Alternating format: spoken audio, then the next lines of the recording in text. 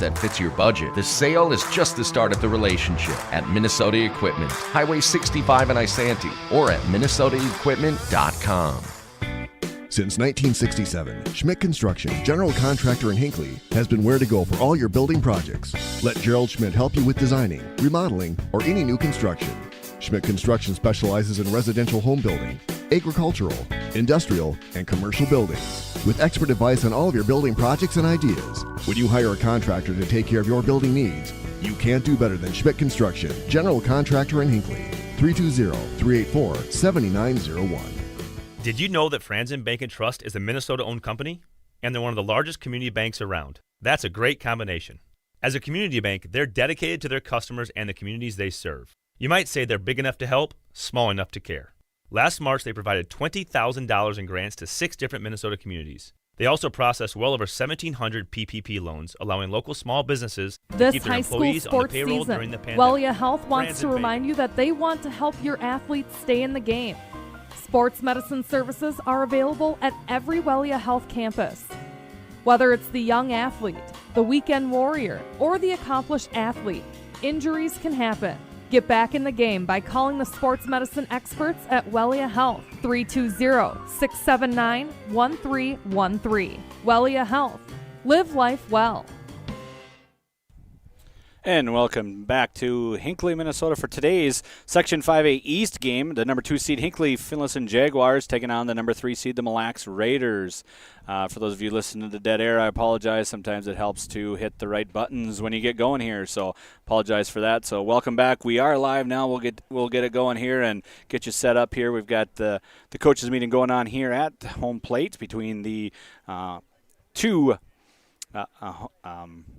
head coaches, Jay Krieger and Tyler Soderberg, for the Mille Raiders and for the Hinckley-Finlayson Jaguars as they go through the live ball and the ground rules here for it. We've had the lineup set here, and we're ready to go here for the game here.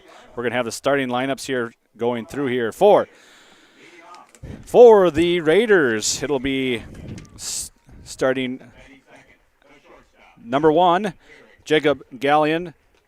Number 7, Eric Pedersen. Number 12, Sam Haybeisen. The cleanup, number 6, Josiah Mueller. Number 1, Tom Schlise. Number 8, Justin Spangler. Number 16, Landon Reamer. The number 8 hitter is number 18, Creedon Springler. And the 9th hitter, number 9, Cole Dangers. On the bump, for the Hinckley-Finlayson Jaguars will be Lane Von Ruden. He's had a lot of opportunities to pitch this year. Both teams played last night.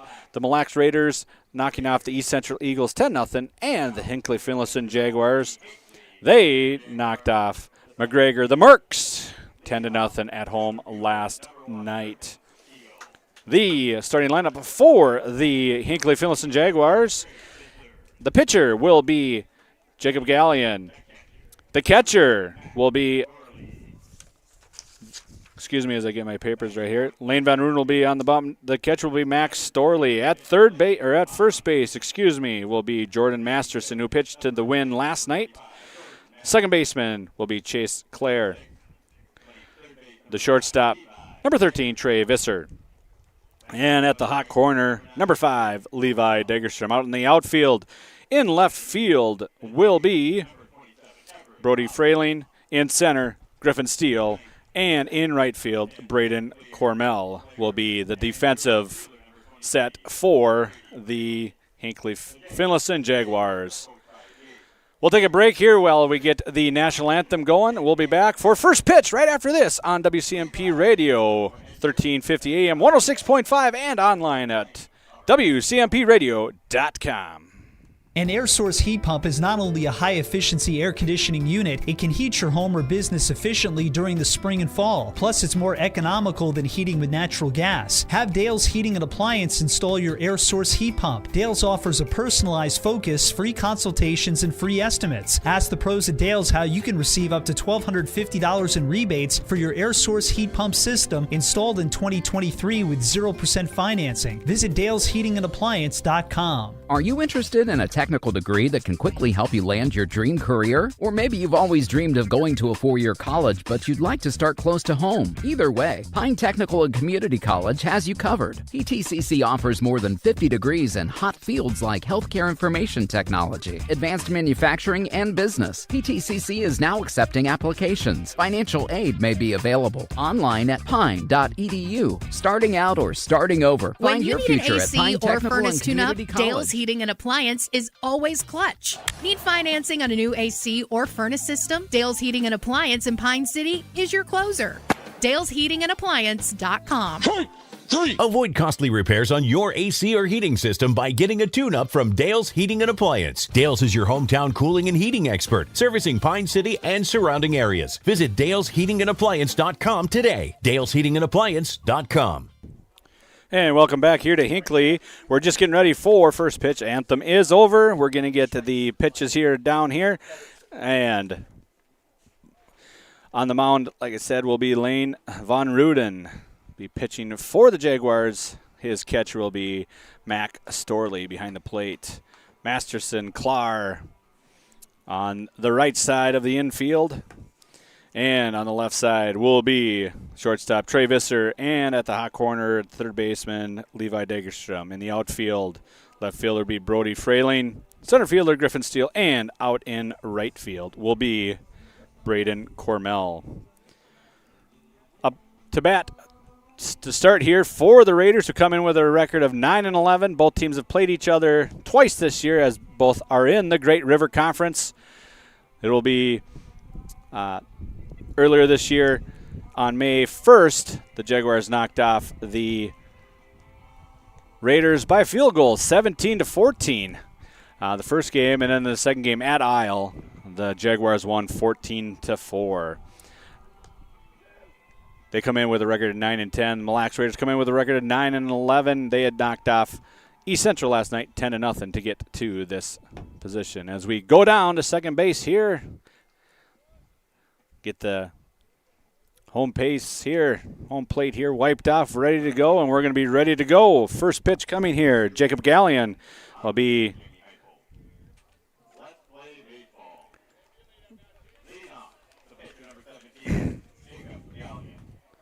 Jacob Gallion up to bat here, right-handed batter, and we're ready for the first pitch. Right-handed pitcher, Von Ruden in there for a swinging strike for Von Ruden. Jacob Gallion swung through that one as he gets set in the box. Von Ruden set and comes through, touches the front corner of the plate. Here at Hinckley, we got a great setup. We are behind home plate, high up in the air. Great press box here in Hinckley, so you get lots of good stuff. As the one goes through, foul tip. Can't grip it behind the plate, so Jacob Gallion will get another swing here in the box. All three strikes so far for Lane Von Ruden as he gets ready and fires. High. Ball one. To the pitcher for the Raiders. He'll lead off. Wearing the white helmet, batting right. Von Ruden gets a sign and comes ready. Brings in a slow curve, just a little high. 2-2 the count now. To Gallion. Swings the bat, gets ready, and the pitch. Outside. Runs the count full for the Jaguars. Gallion trying to help his own cause here. Trying to get on base.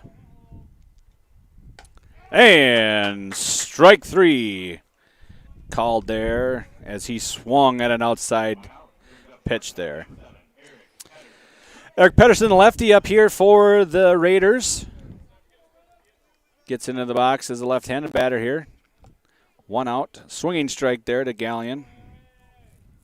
Von Ruden comes off, working the leg a little bit here as he's off the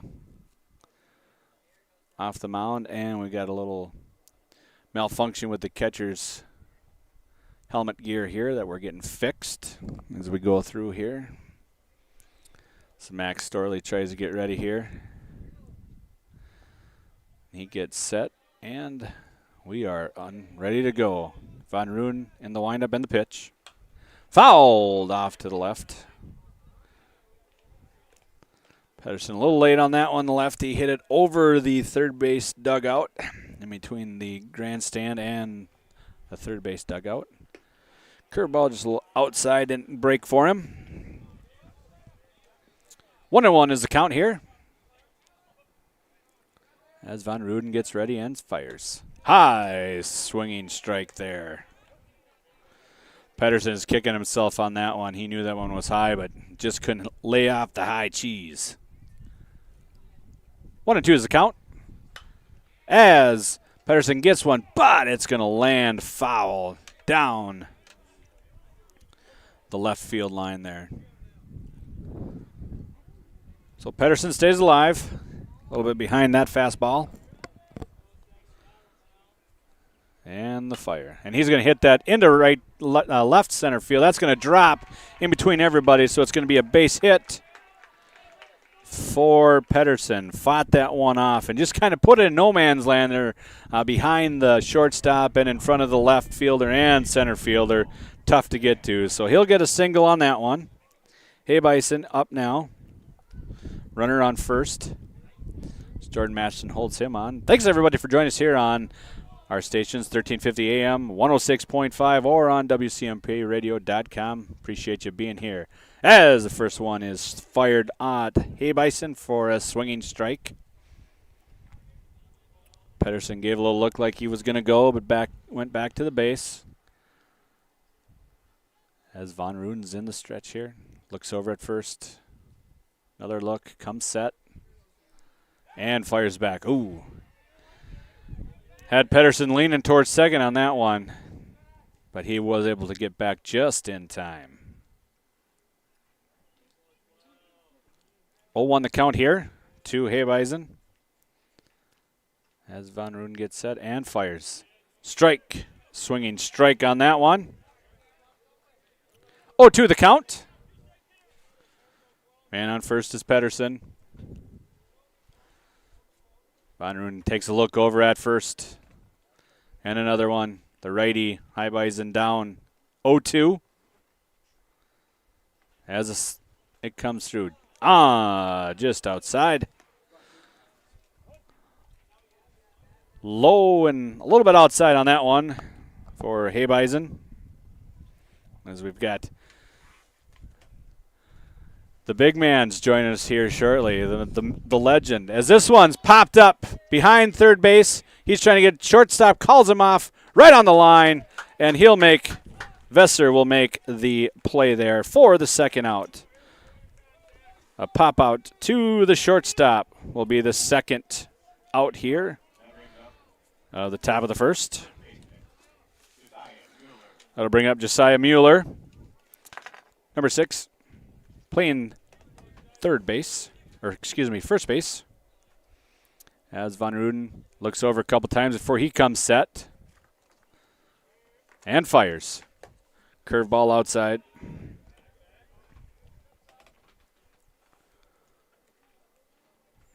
Get a little break in the action. We'll get game day on with us here. As Mueller gets back in to the box. Couple looks over by Von Ruden. From the stretch and the pitch. A little high, 2-0 the count.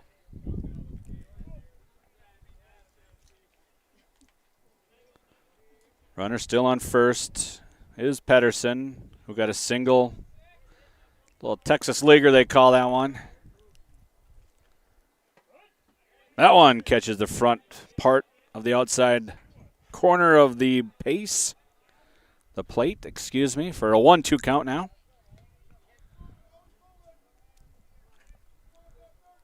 Josiah in. Von Ruden looking. Gets set. Fires. Swing through that one. 2-2 the count. Von Ruden's been able to work himself back To an even count here, 2-2. Looking at that runner here, 2-2 count might be a good time to see if they can get a trip down to second. And he goes back. Jags were thinking the same thing there as a quick throw over by Von Ruden. Doesn't catch Pedersen leaning this time, though.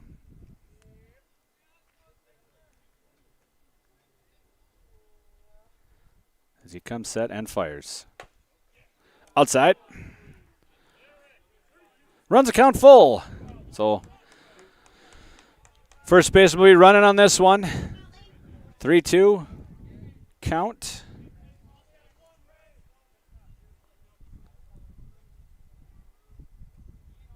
And the pitch. Off goes the runner and fouled up out of play behind us. Quite a bit of ways behind us. Mueller fouls that one off, so we'll do it again. 3-2 is the count.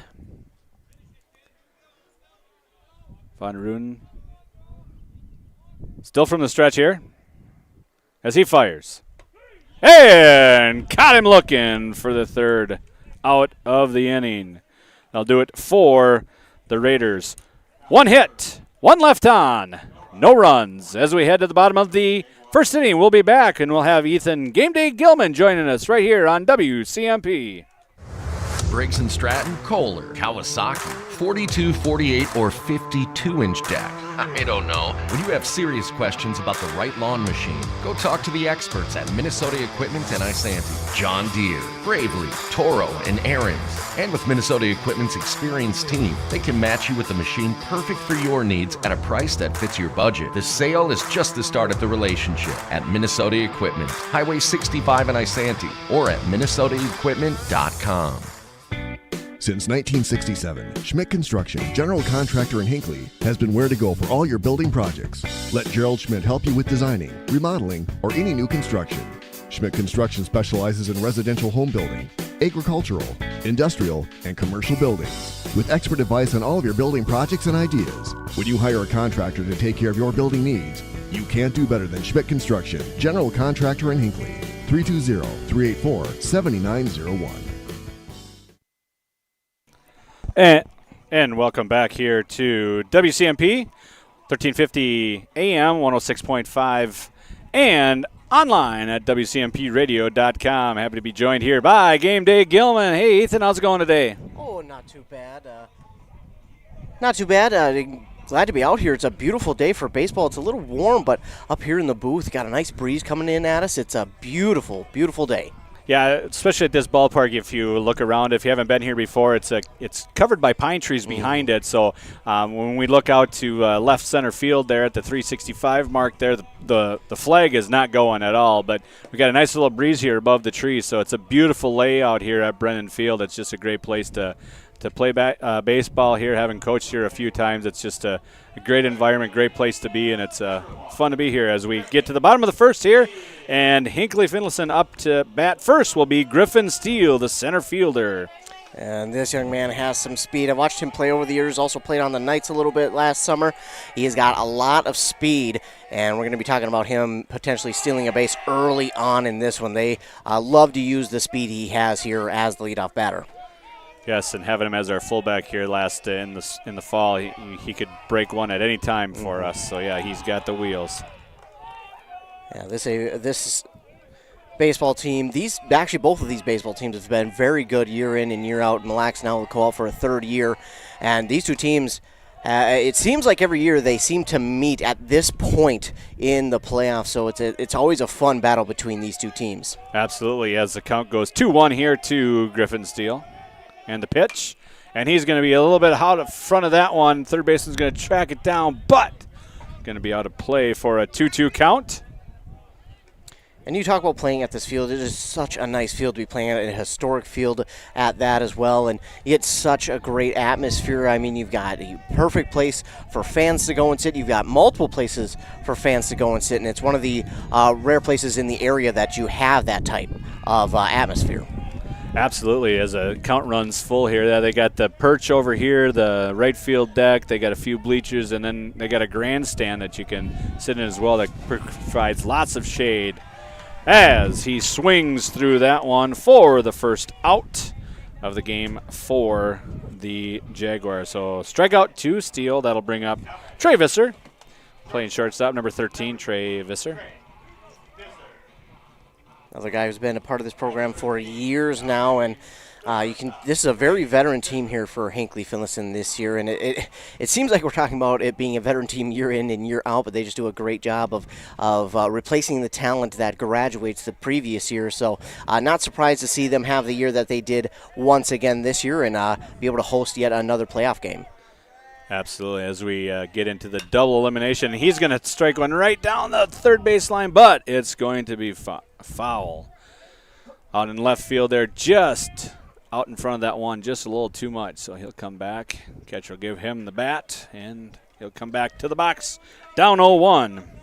Catcher being Landon Reamer for the Raiders. This is another one who's got some speed, but he's also got a little bit of power behind that swing as well. So he can use his wheels around the base path, but he can also hit it deep every once in a while as well. Yes, as he goes down to strike call there, he's quickly down 0-2 here. That one's going to be outside. 1-2 as the catcher had to slide to catch that one. In the dirt. Trey gets in. As Gallion gets set here and fires. Goes swinging for that one. It's in the dirt, but it's swinging straight. Catcher comes up with it. He gets out into play and is put out for the second out. Never know how to do that one, but we're going to call it a strikeout, and then we'll put a 2-3 on that one in the book so I remember what happened. As Storley, the catcher, comes to the plate here for the Jaguar senior, Max Storley.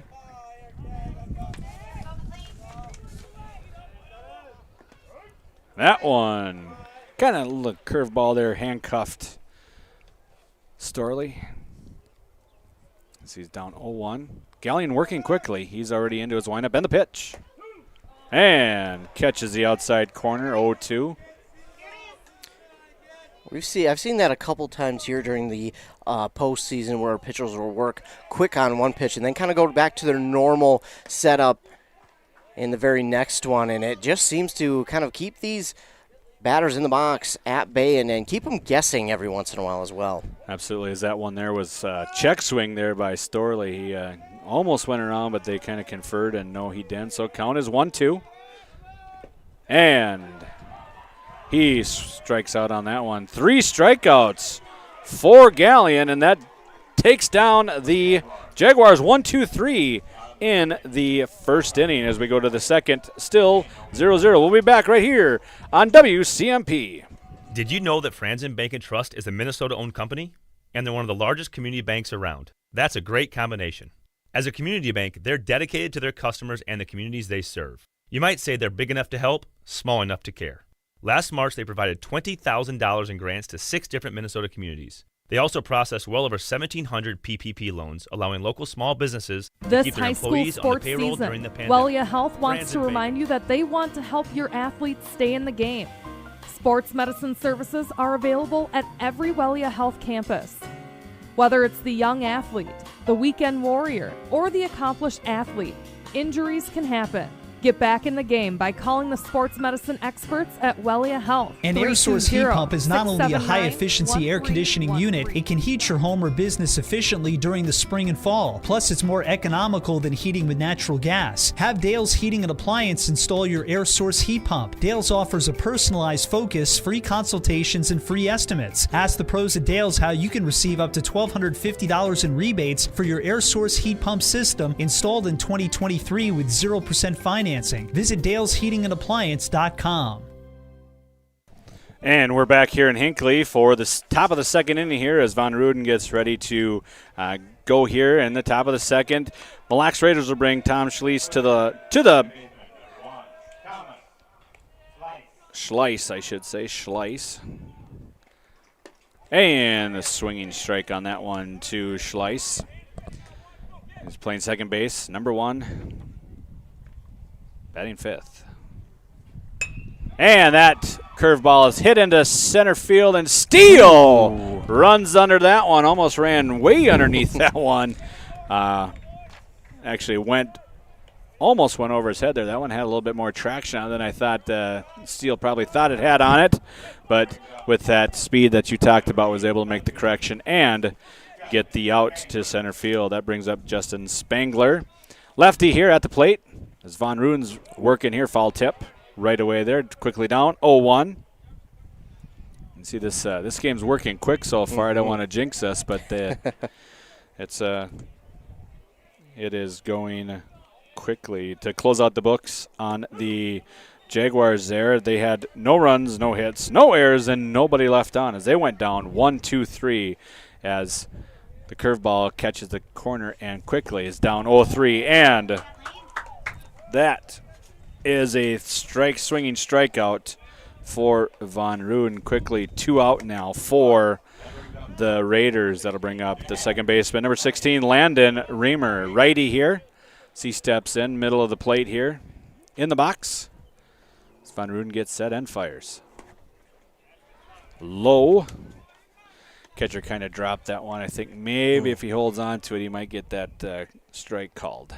Yeah, it just might. We've seen a few of those here in the games that we have called together as well, where the umpires will be letting these pitchers work one side or maybe a lower portion of the plate, and the catcher will either catch it and it'll be a strike, but then we've seen them drop it, and they'll leave that one for a ball.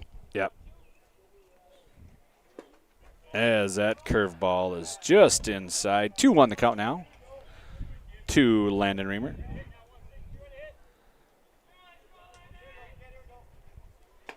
And that one there, I think Reamer was looking for something else, and when the fastball came in there, he was just like, I got to swing at this, and was just a little bit late on that one.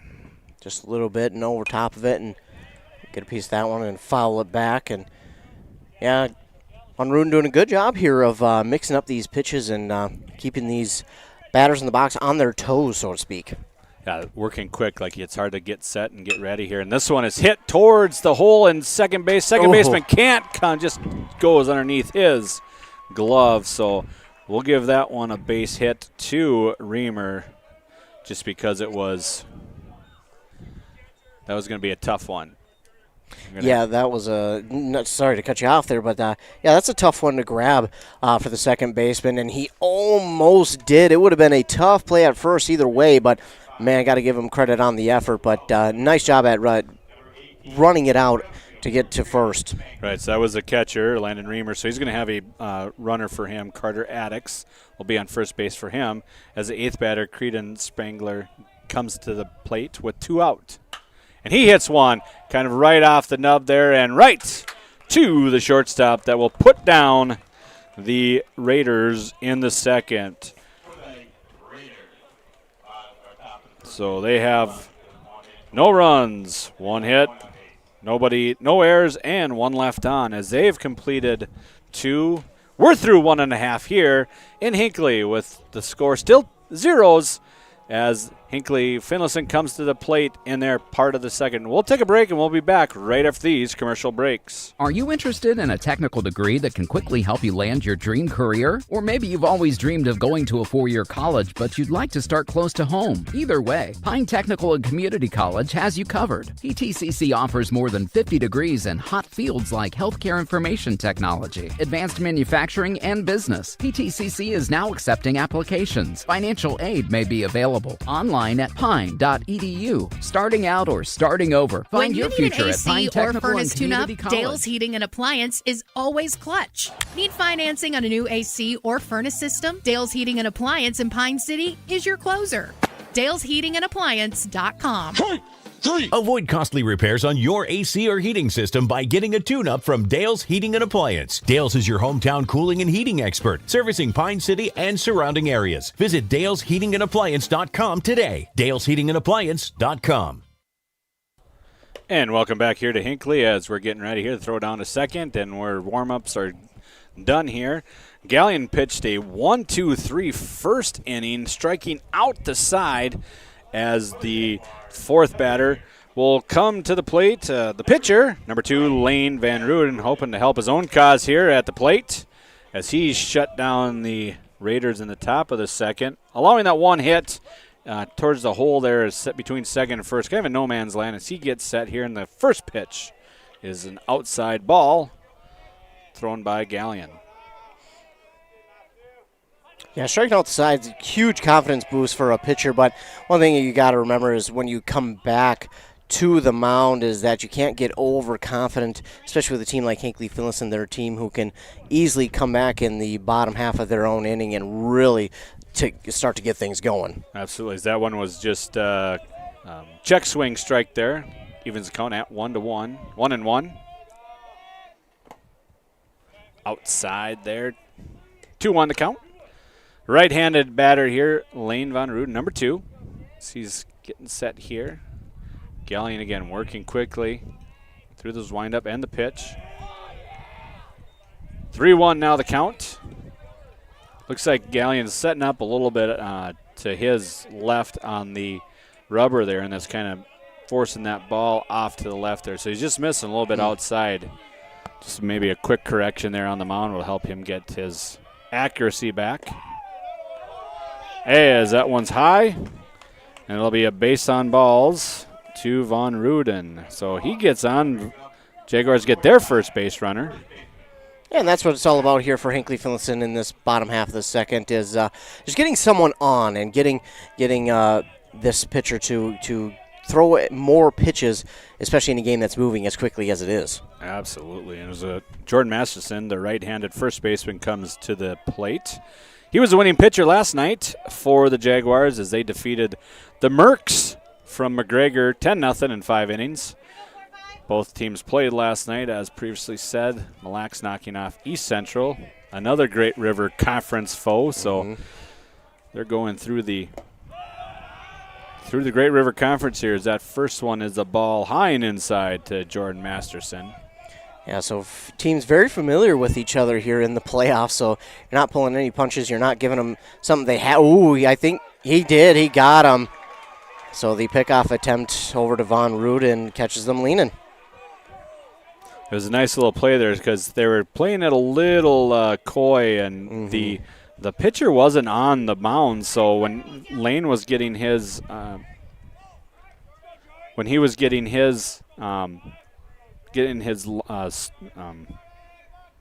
can't even talk right now. As Jordan rips one down the third base line there, and the left fielder trips, but too late there. He does get it in, but Jordan Masterson with a single there. So the pickoff by Von Ruden. So as he was getting his lead at first base, the pitcher wasn't on the mound, so there's no balk, there's no anything like that. So he just saw that he was getting his lead, and he snapped it over and got Lane Von Ruden out there just to close the book on that conversation. Yes, yeah, very good. Smart move there by the pitcher, and, when you can use something like that to your advantage, why not? They'll bring up Levi Dagerson, right-handed hitter, number 5. He's playing third base here tonight as Jordan Masterson is on first. As that one's outside, and they're going to snap it down to first, but Jordan Masterson was able to get back a little bit. I think he just wanted to get his jersey dirty a little bit. So sometimes it looks like these kids just can't help it. Sometimes it's like, oh, you were plenty safe, but all right. Dagerstrom a little late on that one. Quickly now down 0-2. And that's a tough one to be late on because it looks like it's going to stay outside. Then at that very last second, it stays on that line. A good pitch there from Gallion, so give him credit. A hit right off into the third base, but third base was going to try and go to 2. He gets the lead runner, but cannot turn the double play. So Dagerson will get on with a fielder's choice, and we've got a 5-4 put out of Dagerstrom for the second out. So 5-4 put out as that one was hit right into the ground there. Levi Dagerstrom will reach on a fielder's choice, which will bring up the 7th batter, Braden Cormel, who is playing right field for the Jaguars. Going through these lineups, it just seems like we've been talking about these young guys forever on both of these squads. You see a couple of new names on there, but it seems like a lot of these guys have just been playing here for what seems like forever, and that's when I mentioned earlier, this very veteran team, and guys like, Degerstrom, Storley, Visser, and Steele, guys who have not only played here with the Jaguars, but also with the Hinckley Knights as well. So they're very, very versed in this world of baseball. Yes, with that, with the town ball team, the Hinckley Knights, a lot of these guys play that during the summer as well, so they get a lot of extra at-bats here. As Cormel swings on that one, and this one's down, but not in time. So stolen base for Levi will get him into scoring position as Cormel now is down 0-2. Degerstrom there got a good lead and a good jump on that steal, but the throw down, if that was a little bit more on point, they may have got Degerstrom. Yep. And this one's hit right up the middle. And that one's going to go to the center field. And Degerstrom's going to turn. The throw is way offline, and that's going to get Cormel to second base on the throw. So we'll give Cormel a single, and we'll get him to second base on the throw. And he's going to get an RBI single that will put the Jaguars up 1-0 here in the bottom of the second. That is a tough at-bat there for Cormel. Down 0-2, then gets a pitch that he likes, gets it right back up the middle, also scores the run. That's a clutch at-bat there for the Jaguars, getting the first run of the game, and that could prove to be a bigger run here coming down the stretch between these two teams because, as you've seen, up until that point, nobody had scored, and I wouldn't be surprised if that may be one of the few runs we see today. As we got him leading off there on second, Cormel, as Everett Osmus, who is the DH. He's a lefty. First one strike, second one a ball as he digs in here. Degerstrom on second with a little bit of a lead. And Osmus knocks this one down the right field line, and it's over it, right on the line, and that's going to score another run. And Osmus is digging for third, and he's going to get there with a very awkward slide, but he's there for a triple by the big lefty, Osmus. He will get an RBI triple on that one. That one was hit right down the right field line. Right fielder tried to get it, couldn't come up with it, got behind him, and with that being in the deep corner there, third base was not out of the question for the Jaguars. Yeah, it looked like he might get to it, but just went over his glove, and as you mentioned, it rolled a ways, and it was at an angle where it was like, is that going to hit the line? It did not, and yeah, it gave Osmus plenty of room to run, and then we talk about the awkward slide into third. It was a slide, and then it looked like a trip into third. Either way, he's safe, and that's another run that came across the board. 2-0 now. It's a triple there. As quickly now, Chase Clark is in the up to bat, and he's down 0-2. Third one there is a ball, so now 1-2. 2 outs here. On third base is Everett Osmus with that triple. We'll call it a stand-up triple. How about that for him? Go. As he swings on that one, base is open, so they're going to throw down on that one, and that will retire the side for the Jaguars, but not before they get 2 runs on 2 hits. No errors and 1 left on as we head to the top of the third with our score now 2-0 Jaguars. We'll be back after this commercial break on WCMP. Briggs & Stratton, Kohler, Kawasaki, 42, 48, or 52-inch deck. I don't know. When you have serious questions about the right lawn machine, go talk to the experts at Minnesota Equipment and Isanti. John Deere, Gravely, Toro, and Aaron's. And with Minnesota Equipment's experienced team, they can match you with the machine perfect for your needs at a price that fits your budget. The sale is just the start of the relationship at Minnesota Equipment, Highway 65 in Isanti, or at minnesotaequipment.com. Since 1967, Schmidt Construction, general contractor in Hinckley, has been where to go for all your building projects. Let Gerald Schmidt help you with designing, remodeling, or any new construction. Schmidt Construction specializes in residential home building, agricultural, industrial, and commercial buildings. With expert advice on all of your building projects and ideas, when you hire a contractor to take care of your building needs, you can't do better than Schmidt Construction, general contractor in Hinckley. 320-384-7901. And we're back in Hinckley as we head to the top of the third with the new score 2-0 Jaguars as they picked up 2 runs in the bottom of the second as we get set here. The 9 here will be up for the Raiders, Cole Dangers, as he gets in there. And Von Ruden's first pitch is a ball. That one looked like it might have stuck in his hand a little bit there late. It came out late in his pitch. Otherwise, that one might have been right down where he wanted it, but just outside for the first ball. Ooh. And that one's inside. It was kind of a defensive swing there for Dangers, the right fielder, excuse me. As he comes in as Rudin hits. That one's popped up behind second base. Second baseman's on the run and bobbles it. And he's going to be on. And we'll give him an E4 on that one. Hit the glove, so we'll call it an error there on the second baseman, who I believe is Chase Clark.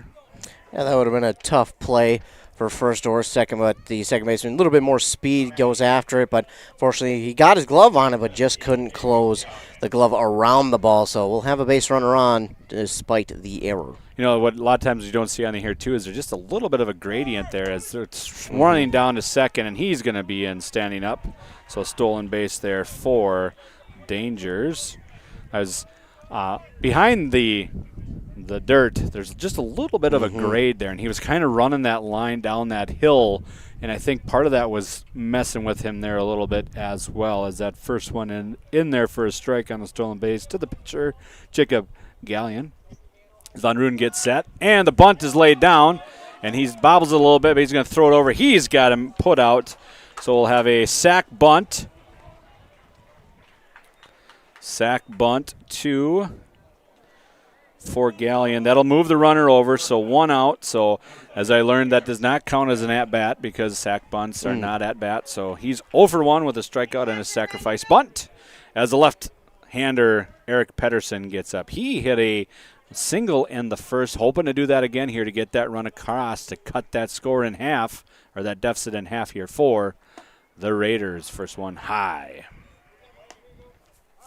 A nice bunt laid down there, and Von Ruden, a little trouble gathering it, but he did get the out at first and get that first out. And he might be in a little bit of a tough situation with that runner on third, but you'd be surprised what that 1 out can do for the confidence of a team, just to know that, hey, we've got now 1 out, and it's 1 less to get. Absolutely. As this one's hit right to the shortstop, excuse me, as that will score the run. So it'll be a 6-3 put out, but he will get the RBI on the hit. So 2 outs now. That will score Dangers. And, of course, when you're in playoff baseball, those unearned runs are always difficult. He got on an error, stole a base, and then was able to get across on a bunt. So he gets to third on the bunt, and then that hit to the shortstop. Travis made the right call, going to first there to get the out. And this one is popped up over by first base. Jake Masterson looks like he's got some room, but that's going to go out of play quickly now. Down Heybison, down 0-2. Yeah, and then to grab even 1 run here in this inning for the Raiders is still big, just because of the fact, then you've at least got a run on the scoreboard. But looking at Von Ruden as he just strikes out Heybison, he's working quickly on after getting that runner across. So he was trying to get out of that inning, and he did a nice job of doing that. And that'll do it for the no hits, 1 error. And nobody left on base for the Raiders. We'll stay here during this transition here to the bottom of the third. So the Raiders able to pick up a run there in the bottom of the third, which is right what Coach Tyler Soderstrom was looking for. Just get something back here, get some confidence going so you can get back to get them out in the third inning and then get back and start hitting again for the top of the fourth. Absolutely, and Gallion out there, despite giving up those 2 runs there back in the second inning, you're got to stay confident out there. Again, I talked about, you can't be overconfident going into that second inning. Now you just got to kind of regain some of that confidence that I'm sure may have been lost with giving up 2 runs. But looking at it, you only gave up 2 runs from 6 batters, so you got to feel pretty good about that. And getting back to the top of the order, you got to feel confident because you struck out the top 3 guys. So if I'm Gallion, I got to be looking at that. If I'm his teammates, I'm telling them, hey, look what you did to the top 3 the last time they were out there. Go ahead, do this again. Let's get back to the top of the 4th, and let's go back out there and try and tie this one up. But if you're Hinckley-Finlayson, I mean, you've got a bunch of confidence going into this bottom half of the inning as well, as you just scored 2 runs the last inning. You're hoping that you can continue with that, especially now since you're back at the top of the order and looking to do some damage. Yes, because you know the top of the order, that's where your meat and potatoes are as well. So to get some runs from the bottom part of the order is very key for the Jaguars. You know, it hurts a little bit though to have the that runner stranded 90 feet from home. You know, we were talking last week about distance. I know this is 90 feet. So, yes. Having a little softball discussion last week about how far the base was down to the first base. So as Griffin hits that one over the third baseman, and that one's going to go into the corner there. He's turning a big turn there at first. He's going to quickly get back to first base. So the first pitch hit by Griffin Steele down the third baseline over the third baseman's head, and then just tailed out of play there, out of bounds, but not out of play, I should say. So that'll bring up Trey Visser, who struck out his first time up, as Griffin Steele leads from first. Stretch and the pitch. He's going to lay down. Nice bunt laid down. That's going to advance the runner. He's going to get a sac bunt to advance the runner. That one was perfectly. Didn't even leave the dirt, I don't think. He just deadened that one and put it down and was able to get Griffin into scoring position on the sacrifice bunt. And bunting is a tough art to master because, I mean, it's very easy for those to go well away from the bat. It's hard to just kind of have it die right in the dirt like that. I mean, that's the perfect bunt there from Trey Visser to move the runner Steele 90 feet. And we've seen with Steele, they're being aggressive early on here in the bottom of the third. They're trying to extend this lead. Yeah, and you can see they're really attacking that first pitch as well here. As dropped it. Again, that's one of those where I think maybe if the catcher catches it on that one, he's going to get that as a strike. But home plate ump making them earn it here as we fire.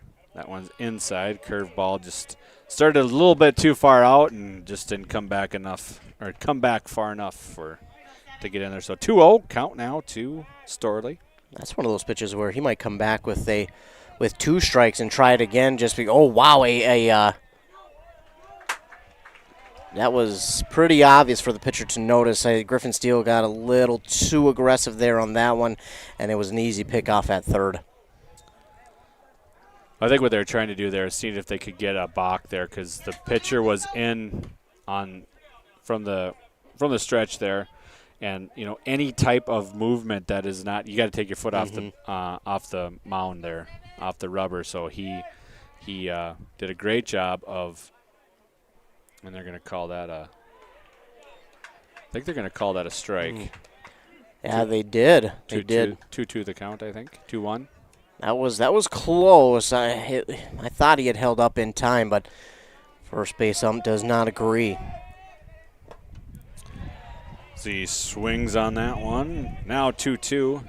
So you gotta take that back foot off the rubber, otherwise it's going to be a balk and you get it anyway. So Gallion did a great job, stayed calm, took that right foot off, and just was able to make the throw to third and get the out there. So caught stealing will be the second out there to third for Griffin Steele. So they've got a couple of.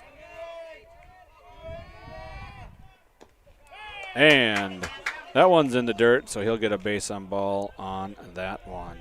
I'll give Steele some credit too. He did not get into a pickle situation, so to speak. He just went straight for third, And sometimes that throw over, though, despite how easy it may seem, that can bounce, especially with it maybe being a little bit drier out on the field. It can bounce. It can, kick up the dust a little bit. You might lose the ball. So, give him credit. And now we just see one there.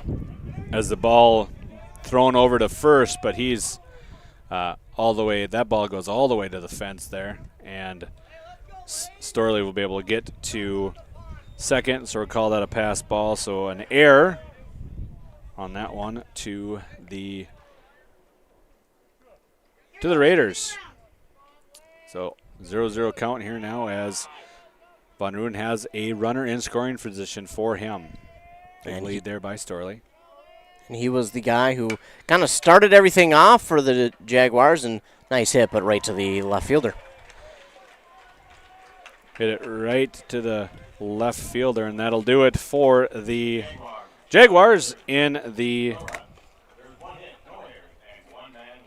no errors. We got one hit. Up on the board, we got 2 errors to the Raiders and 2 to the Jaguars here. So we'll see. Yes, they had the error in. They had the error in the fielding error that scored the run there in the 3rd inning as we head to the 4th inning here.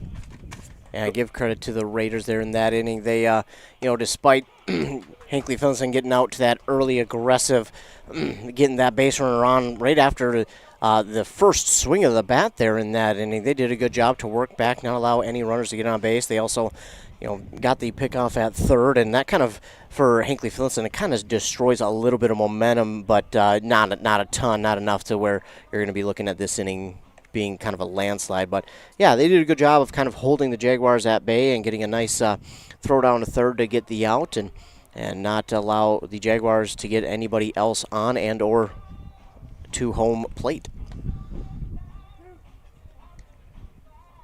As we get 2 more pitches here, warm-up pitches for Lane Von Ruden. He's going to face the 4-5-6 hitter, Josiah Mille, who struck out looking in the first.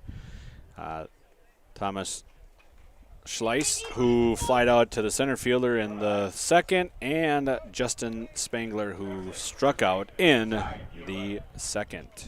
And it's always, I think, one of the biggest things you want to come back and do after striking out looking is try and get a hit, but you also got to be patient up there. You got to be smart and just get up there and get a pitch that you like or be patient again and try and get that walk down. But yeah, don't try and do too much here if you're Mille.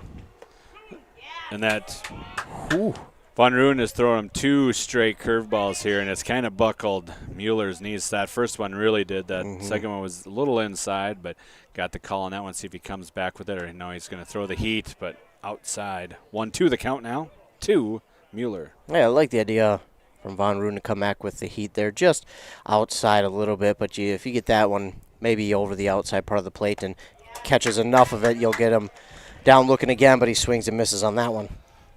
Strikeout on that, so he's got 2 strikeouts on the day, and that'll bring up Schleiss. The right-hander flew out to the center fielder in the second inning. Ruden fires, and that one's outside. I'm going to give credit to Max Storley behind the plate here, trying to frame these pitches, and he's doing a good job. He's trying to convince the umpire behind him, hey, look, but umpire not buying in that time. Oh. Did that time. I was going to say, that time. I think they were almost identical, so toss-up on both of them, so 50-50. High on that one. 2-1 now the count to Schleiss. Again, as a catcher, trying to frame it can be a little bit tough, but if you keep at it, you might get a call a couple more times than not. That one's inside and low. Runs the count to 3-1 now to Schleiss. So we got contact in the second inning, just flew out to the center fielder, Griffin Steele. And foul tip. Runs the count full. 3-2. got a piece of that one, and he's another one of those speedy guys out there for Mille. You got a lot of speed between these two teams, and it'd be interesting to see if they can't get him on base and see what he can do, as that one will be a base hit for him. So he fights that one off to right field, so he'll get a single on that one. So we're looking out at the dimensions here. 310 down the right field line, 342 down the left. Power alley, 365 to left center and 343 to right center. And it's down, so I can't see what it is to dead center. I thought it was 4, but it's tough to see. Yeah, I don't know. Maybe 390. 390, 400, we'll in between there. Close enough. Schleiss is on first, and he's leaning a little bit there, but just not enough of a lead there to get him out. But he was leaning towards second on that one, as Von Ruden is in the stretch here. Looks over, comes set, and fires. High. And yeah, Schleiss, he got leaning a little too far that time, but he was back just in time. But I think that umpire in the grass right now is thinking to himself, ooh, how close was that next time? So, I mean, Schleiss was awfully close to getting out. Yeah, and he's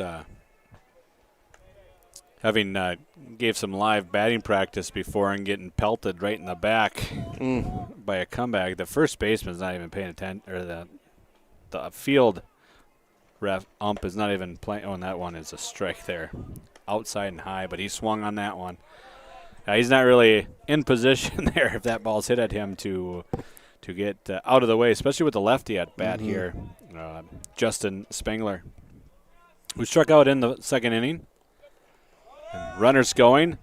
Swinging strike and down, but not in time. Online. Just a little bit. Beat it underneath just a little bit. So stolen base. Gets another one into scoring position here, but the batter is down 1-2. Yeah, he was waiting on that one. They were waiting to send him. He finally got the signal to go. He took it, but now Spengler in danger of striking out. And he pops one up, and it's out of play. So Spengler will stay alive. And those are the ones where you always wait to hear a crash of a windshield or a car, especially when it goes straight back like that into the parking lot. Luckily, that one missed, but that's one thing you always, when you come to these ballparks, it's like, how close do I want to park? Exactly. Just in case something goes haywire here. So I don't need to go home and explain why that's on why that big dent is on the car. But that one's hit out in front of that one, so it hit down the first base line. Foul.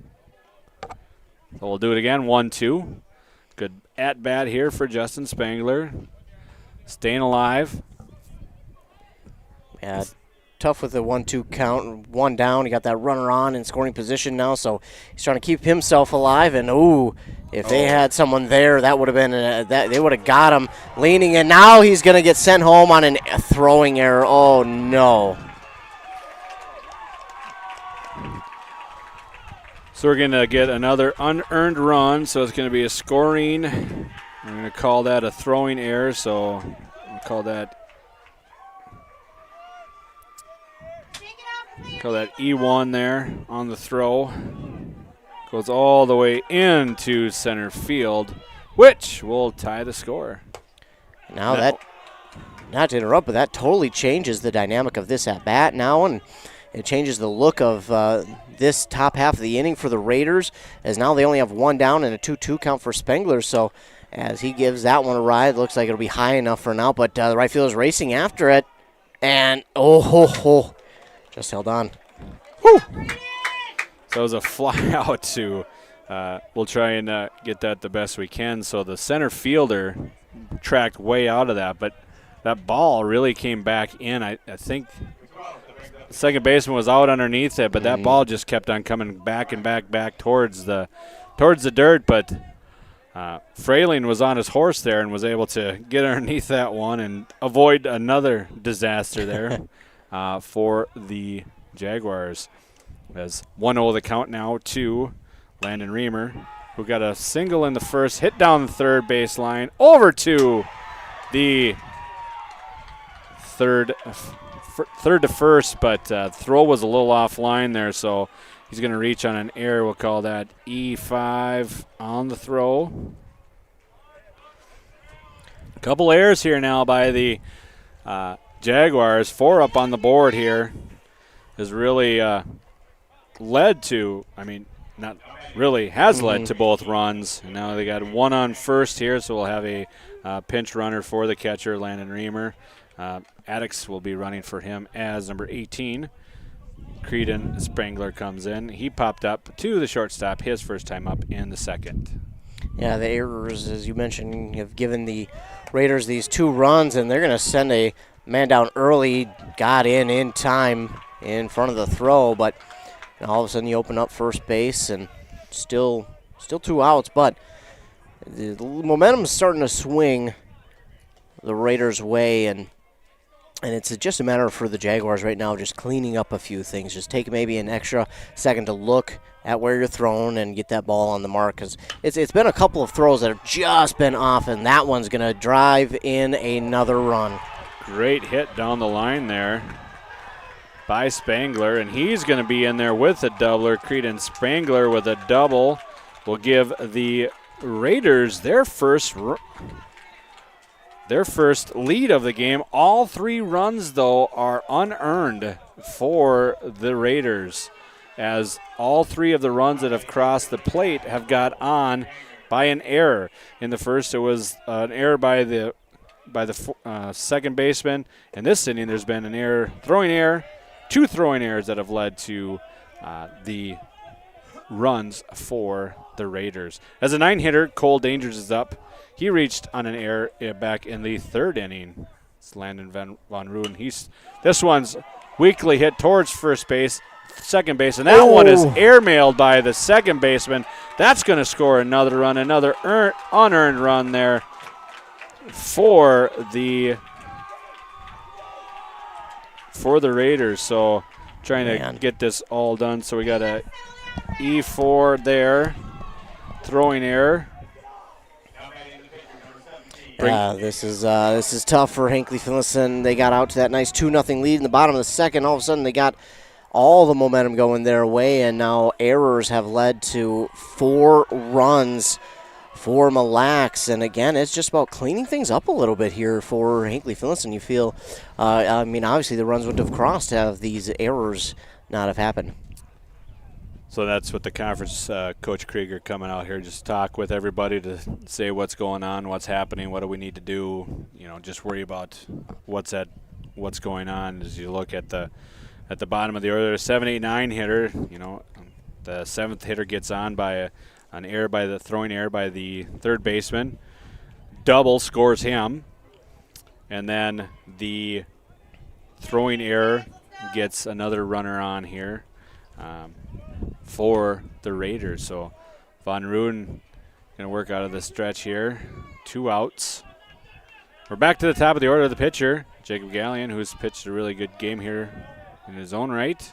Going to try and help himself out as that one's thrown down, but no, not in time. So stolen base. And Dangers had an awkward slide there in the second, and because of the awkward slide, he almost got tagged out, but I believe he had part of his arm or maybe even his rib cage on the base. So smart play there by the second baseman to tag him just even though he slid in, but that's a smart job there, because if he has any piece of his body off and nothing on, that's an out, and that would be the final out. And that would have been a great way to end the inning if you're Hinckley-Finlayson, get an out like that and then be able to go back and try and get your bats going again. This one has popped up, but is he going to get there? No, it's going to hit on top just next to us. I'll run 1-2, so that screen wasn't there. I think Game Day would have got that one. I would have done my best to grab it, that's for sure. 1-2 now. There's the count to Gallion, top of the order here. The pitcher from the stretch. Van Rooyen looks and fires. And he goes swinging high off of that one. And that does it for the Raiders in the 4th, but not before they get some runs across. So they score 4, None of them are earned. They got 2 hits. We'll go through here. 3 runs, 2 hits. We have 3 errors and 1 left on base for the Raiders. We'll take a break, and when we come back, we'll have the Jaguars half of the 4th inning. Down now 4-2 on WCMP. Did you know that Franzen Bank and Trust is a Minnesota-owned company? And they're one of the largest community banks around. That's a great combination. As a community bank, they're dedicated to their customers and the communities they serve. You might say they're big enough to help, small enough to care. Last March, they provided $20,000 in grants to 6 different Minnesota communities. They also processed well over 1,700 PPP loans, allowing local small businesses to This keep their high school employees on the sports payroll during season, the pandemic. Mille Health wants Franzen to Bank. remind you that they want to help your athletes stay in the game. Sports medicine services are available at every Mille Health campus. Whether it's the young athlete, the weekend warrior, or the accomplished athlete, injuries can happen. Get back in the game by calling the sports medicine experts at Mille Health. An air source heat pump is not only a high-efficiency air conditioning unit, it can heat your home or business efficiently during the spring and fall. Plus, it's more economical than heating with natural gas. Have Dale's Heating and Appliance install your air source heat pump. Dale's offers a personalized focus, free consultations, and free estimates. Ask the pros at Dale's how you can receive up to $1,250 in rebates for your air source heat pump system installed in 2023 with 0% financing. Visit dalesheatingandappliance.com. And we're back here in Hinckley for the bottom of the 4th here as the Jaguars look to get back into this one. Down 2 runs, 4-2. Jordan Masterson will be up to bat here first for the Jaguars. He got on base with a single, but then was a fielder's choice 5-4 put out there in the 2nd inning. First one is called a strike. Ooh. On the outside part of the plate, that one was it looked like from up here just off the plate, but it looks like the umpire's going to let them live on these inside parts of the plate here today. And speaking of Masterson, a guy who has a lot of power in his swing, so a guy you got to be careful of letting anything hang over the plate, but also a young man who is a great teammate, whether it's any sport I've watched him play. He is just a great teammate to have, one of the leaders. He might not be the most vocal guy, but man, he is one of those kind of silent leaders, if you will. He's just a guy who will keep that positive energy for a team, and he's such a great young man to have on any squad, and I can bet that their head coach is happy that he's out here once again playing baseball for them. Agreed, yes. Having had him in football here as well, a great teammate, great character guy, and going to Concordia of Moorhead to play football here in the fall, as that one goes for a strike. So a full count now run up to Masterson as he digs back in. Gallion getting set here. One thing have to remember in high school football is we do have a pinch count. So as Jordan hits that one down the third baseline to the third baseman, that one's way offline. So he is going to reach on a throwing error. So a E5 throwing error. That'll be an error to the third baseman. We'll get Masterson on, and that'll get Levi Dagerstrom up. He got on with a fielder's choice, stole a base, and then was brought in by Braden Cormell in the 2nd inning for the Jaguars' first run of the game. And this is the part of the order that really did some damage for the Jaguars when their first time up to bat. Yeah, and you gotta imagine that these fielders kind of realize that, so they're trying to get the leadoff batter out, but that throw just a little bit rushed. He's trying to fire it over to first, just a little bit rushed on that one, and now because of it, Masterson is safe. Now you bring, like you mentioned, the part of the order that really did a lot of damage, and that's got to be on the minds of these fielders and this pitcher, Jacob Gallion, as we see now 2 straight balls to Levi Degerstrom. And one thing you got to make sure that you're doing if you're Hinckley-Finlayson now is just being smart at the plate, because you know that you might be in the head of Gallion now a little bit as you're up 3-0 if you're Degerstrom. So just be smart out there if you're Hinckley-Finlayson, and maybe just at this point be patient. And oh boy, so that one went all the way. It looks like he's going to get in even though, because it was a throw down. It was that same throw that Gallion used to pick off I'm trying to figure out who it was. I think it was Von Ruden. Von Ruden was picked off with that same one. So he's walking around the mound. He's not set, and the Jaguars are getting their lead, and he just kind of snaps it over there. This one was snapped into the ground, got all the way to the fence, and Masterson was able to get down on another error. So another throwing error here. So E1 throw and error by the pitcher there. We'll get Masterson to second with a 3-0 count. That one is in there. First strike for Levi Dagerstrom. He was taken all the way on that one.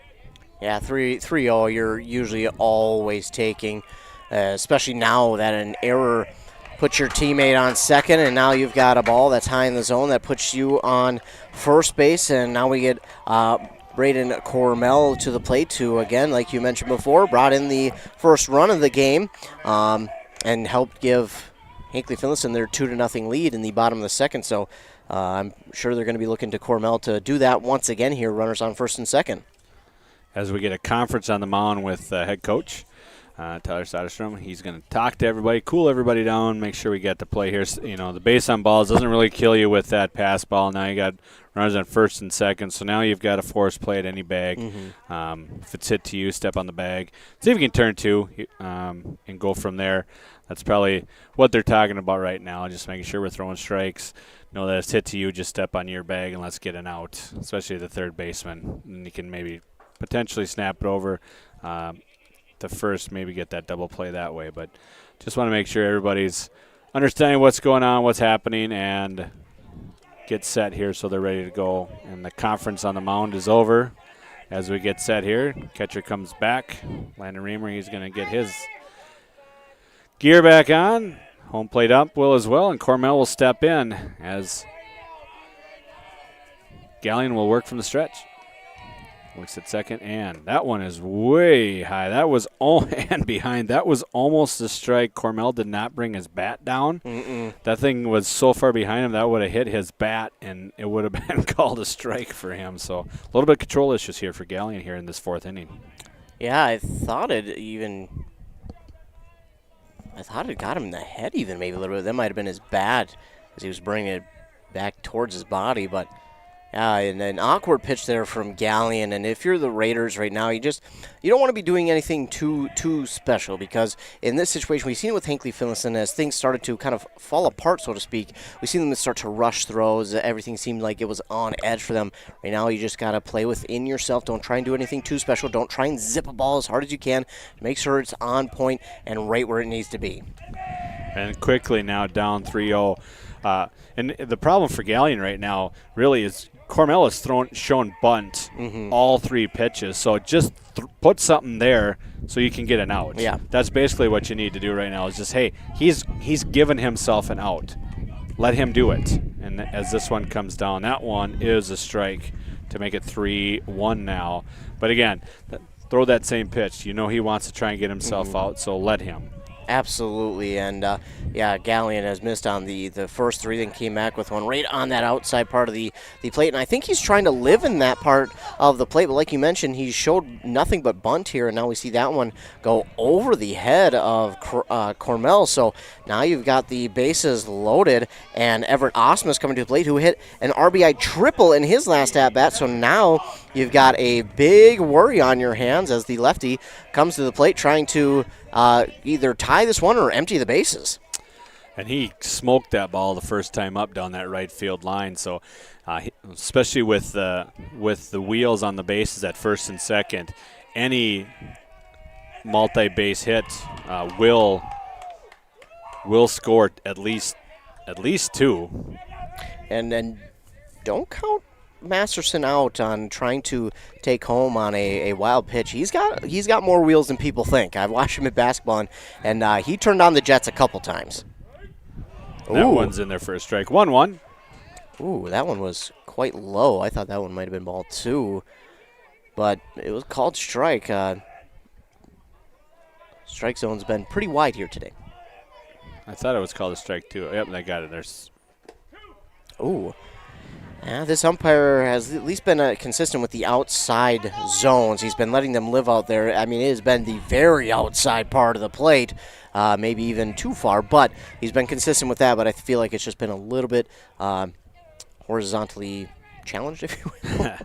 And ever can't Osmus, he cannot be picky anymore. He's just, if it's in the strike zone, he's got to start and swing at it here, and he does, and he'll be out because no base is open. So he's gonna big first out there for the Raiders. Gallion, so swinging strike there for Everett Osmus. Bring Chase Clark up to the plate. He struck out in the second. Bases loaded here still. 1 out for the Jaguars in the bottom of the 4th. And that one is in there for a strike. Kind of found his rhythm here again after getting Osmus out. Those pitches there by Gallion were a little bit loosey-goosey, but it seems like he's found that strike zone here again. Yeah, after firing a few through to Osmus and then getting the strikeout, I mean, that just takes your confidence level from low to back up to where it was at the beginning of the game. So feeling it on the first couple pitches here to Claire, and as the next 2 are balls. So now Claire. I guess it's the announcer's curse, huh? Yeah, exactly. So he gets set here. 9th hitter Clark. That one's high. 3-1 now is the count. Nowhere to put him. As a hitter now, you're thinking, hey, he's got to give me something to hit. So I'm just going to put this in play. See what we can do. As you can see, the infield is playing in. They are going home. Everybody's on the grass. So any play to the infield is going home.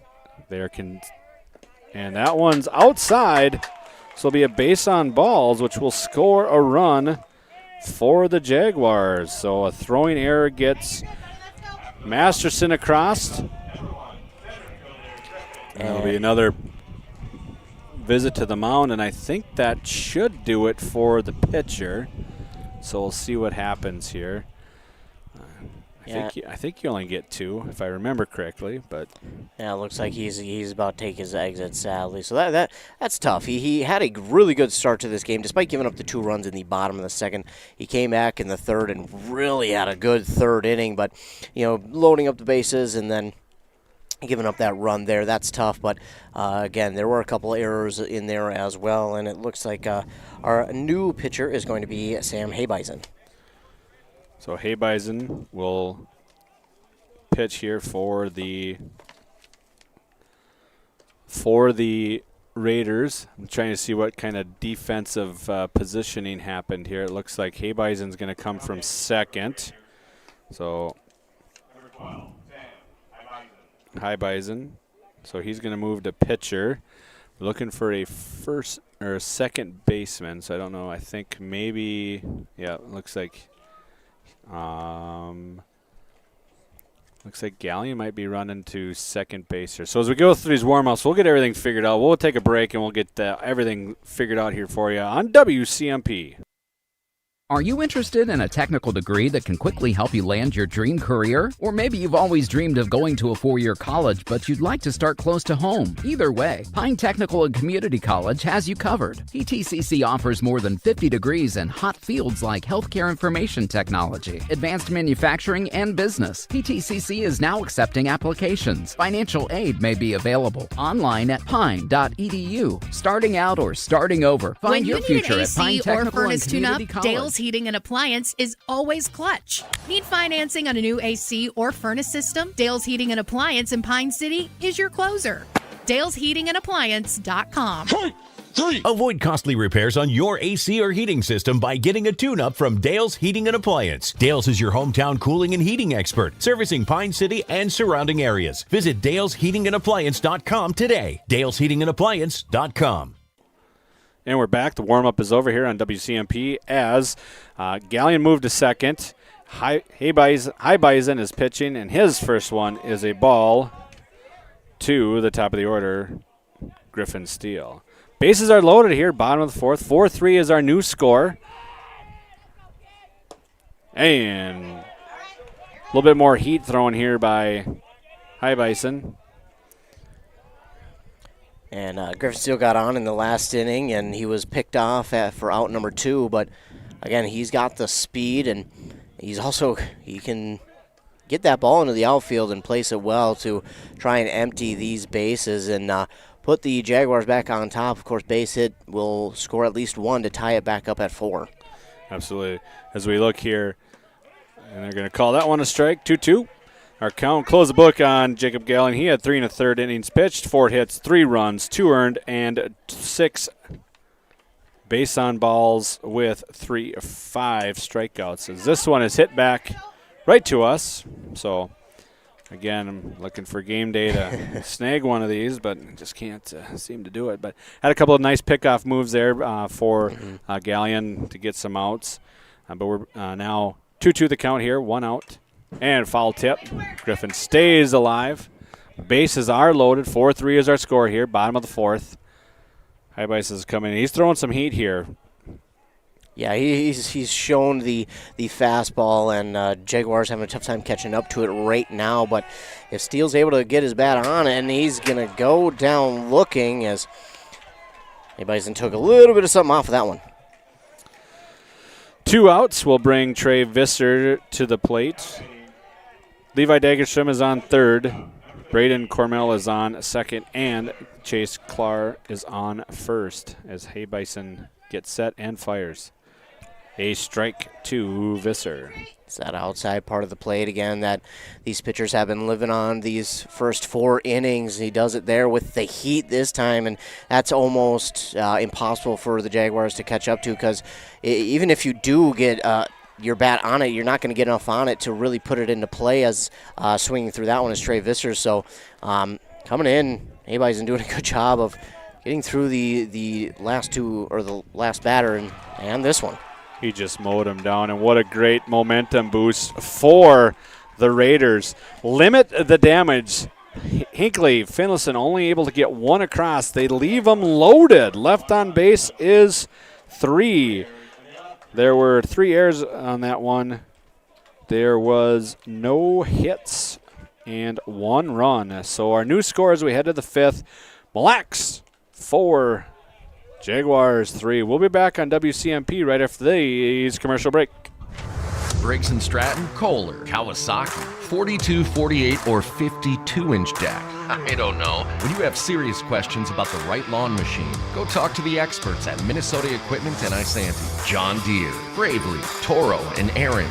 And with Minnesota Equipment's experienced team, they can match you with a machine perfect for your needs at a price that fits your budget. The sale is just the start of the relationship at Minnesota Equipment, Highway 65 in Isanti, or at minnesotaequipment.com. Since 1967, Schmidt Construction, general contractor in Hinckley, has been where to go for all your building projects. Let Gerald Schmidt help you with designing, remodeling, or any new construction. Schmidt Construction specializes in residential home building, agricultural, industrial, and commercial buildings, with expert advice on all of your building projects and ideas. When you hire a contractor to take care of your building needs, you can't do better than Schmidt Construction, general contractor in Hinckley. 320-384-7901. And welcome back here in Hinckley. We head to the top of the 5th with the Mille Raiders up 4-3 here over the Hinckley-Finlayson Jaguars. Jaguars come in as a 2 seed in the East, and the Mille Raiders as the 3 seed. Both teams will move on to Friday night. Just depends on where they're going to play.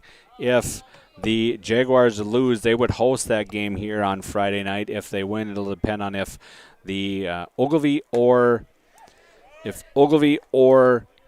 Bram will play.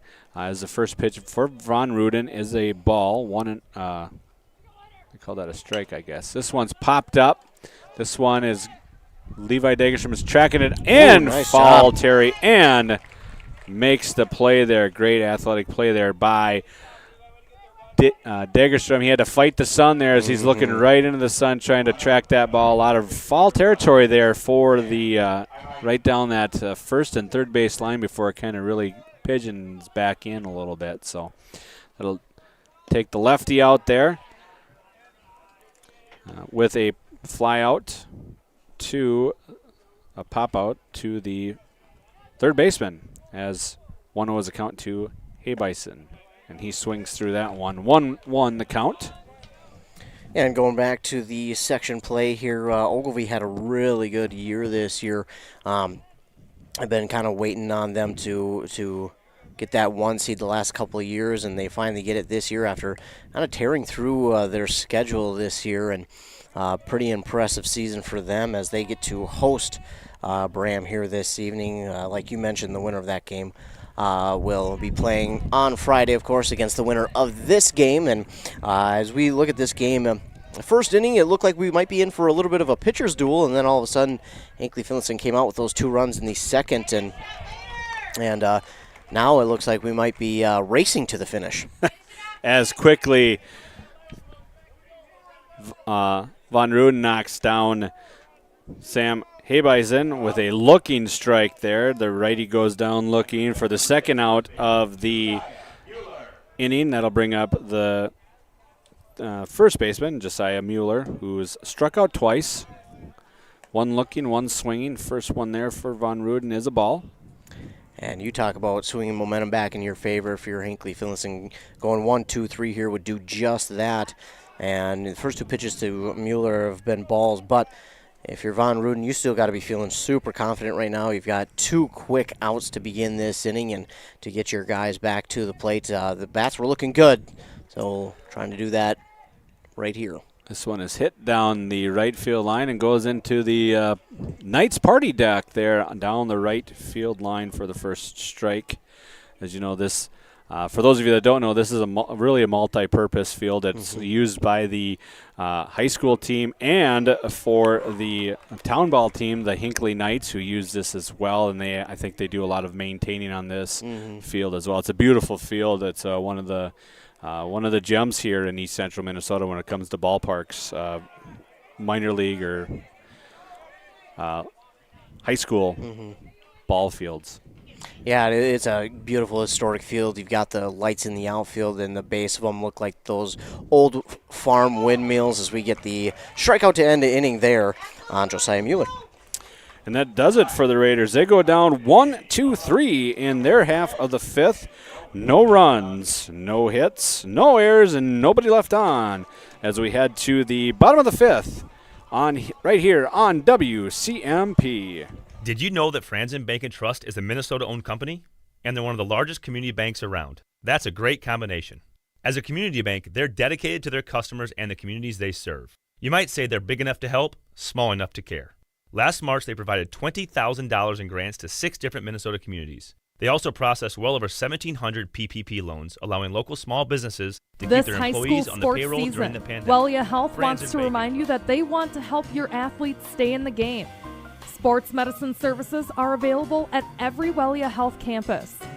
Whether it's the young athlete, the weekend warrior, or the accomplished athlete, injuries can happen.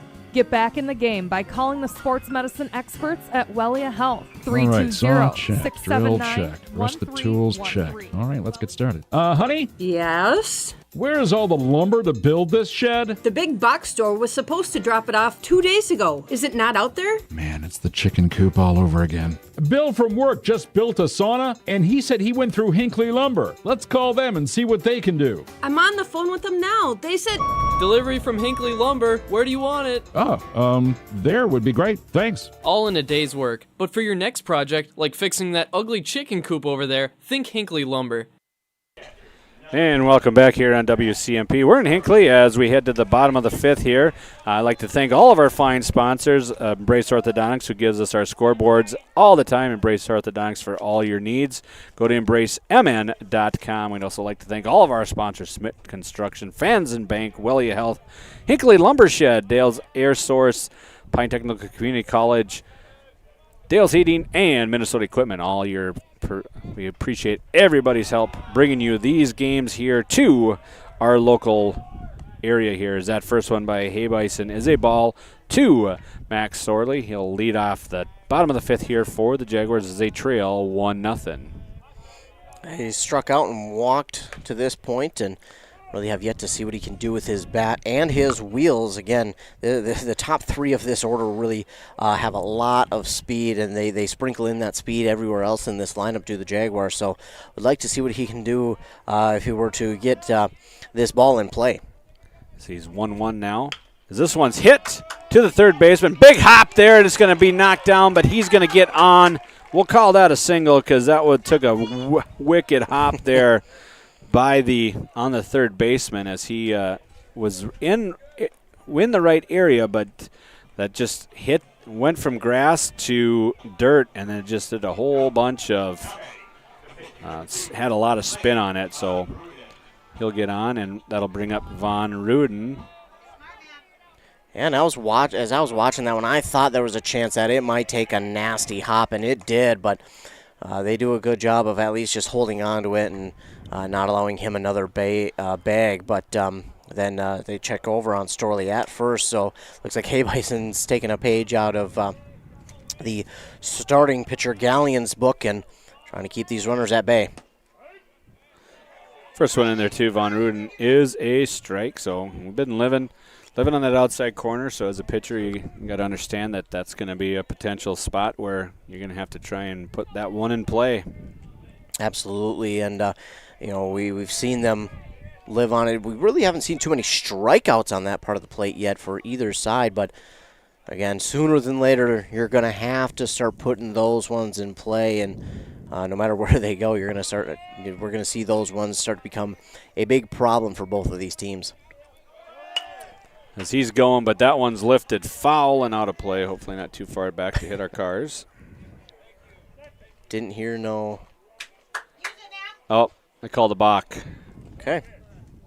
No pitch on that one, so it'll be 1-1. Man, so potentially broken windshield for nothing, it seems.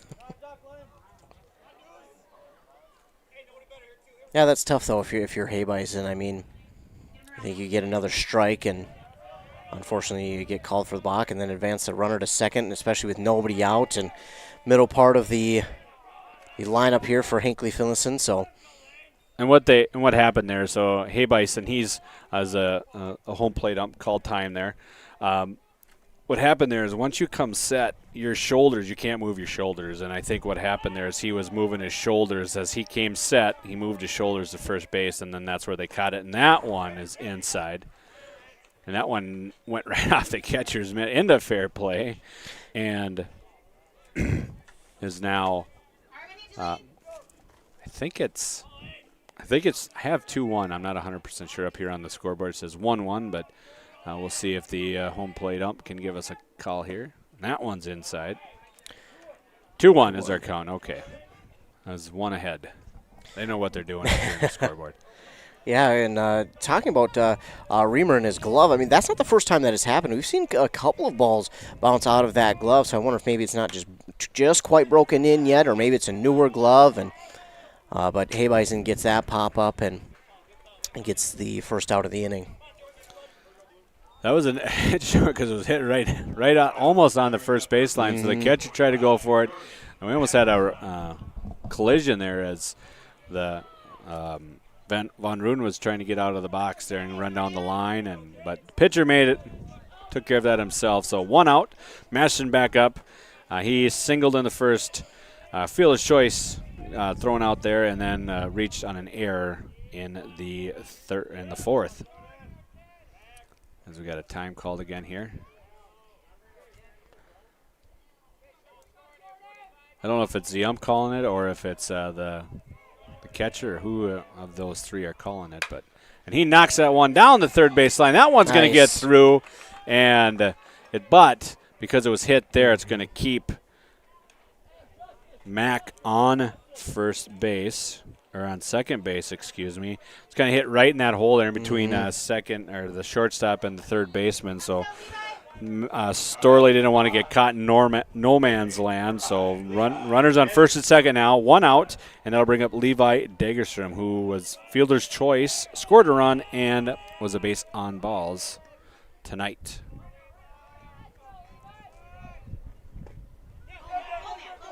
And that one gets past the catcher, and that'll advance both runners on a pass ball. So just what Hinckley-Finlayson was looking for.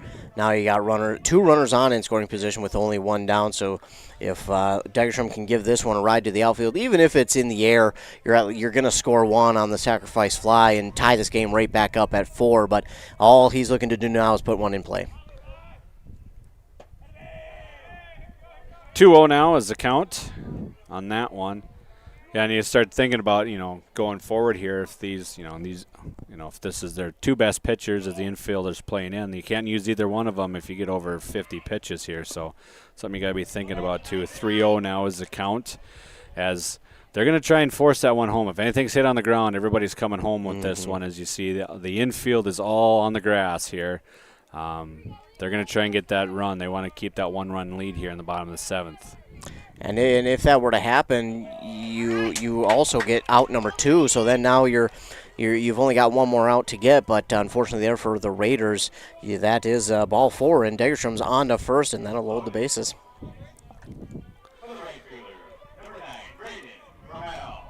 Cormel now up with the bases loaded. He singled and walked here. RBI in the second for the first RBI for the Jaguars.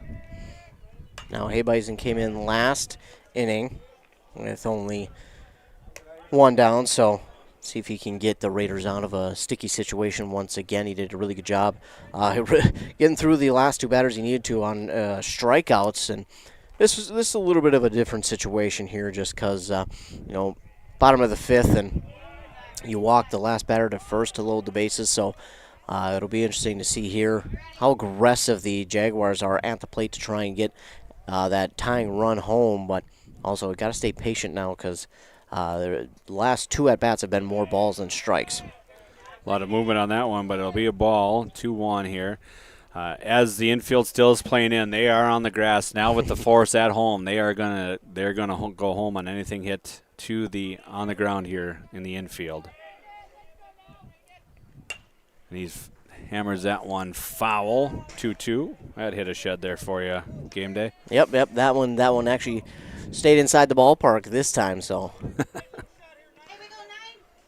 2-2 now, new count here to Cormel. He digs in. Bases loaded. Infield playing on the grass. Hinckley-Finlayson sets. And that one hits the dirt, and they're going to try and score on this one. Throw is in there, but not in time. And a wild pitch will score the tying run.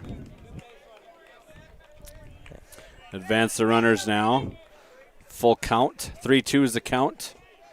As the Jaguars have worked themselves back to a tie game here. After a rough middle innings here, they've been able to get back to tied here as the official's going to umpire is going to get that cleaned up because there was a play at the plate.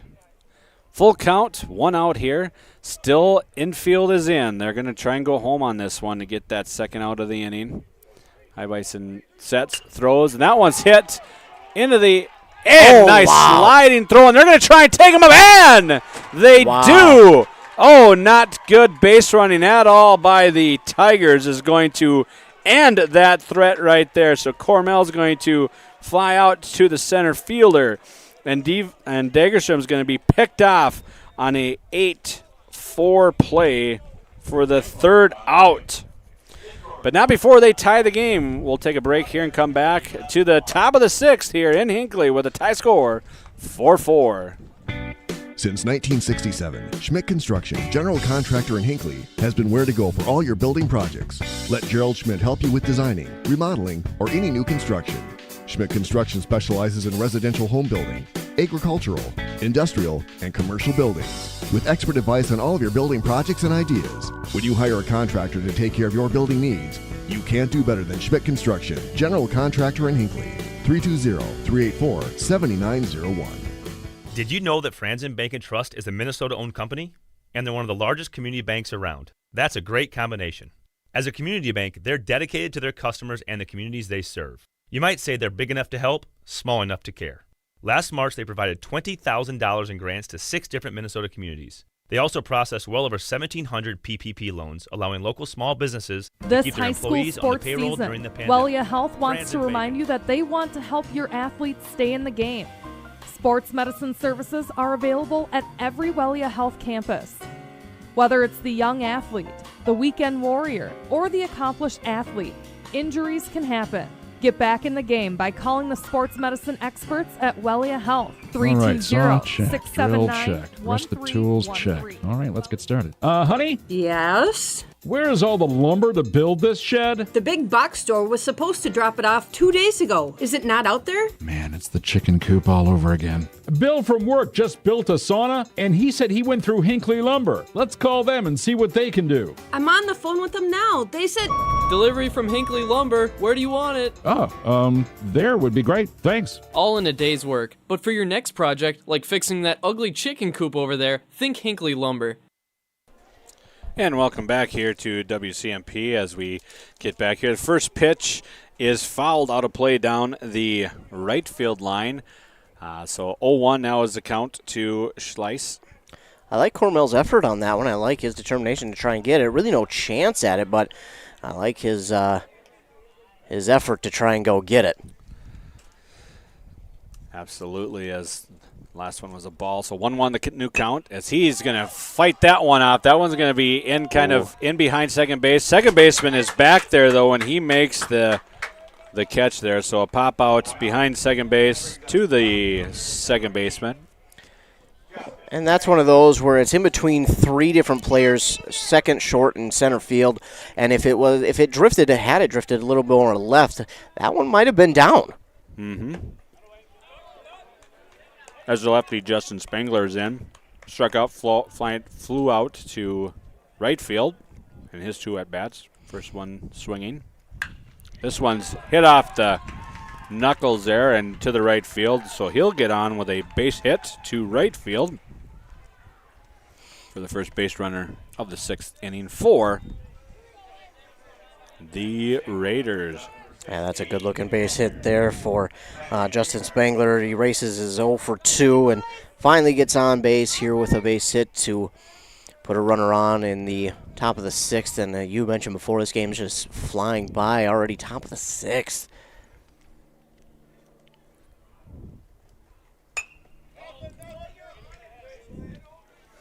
Rady up here to bat. A little bit late on that one. Puts it over the first base dugout. So he'll quickly down 0-1. Landon Reamer, the catcher. He's reached on an error and singled in the second inning, and he scored a run.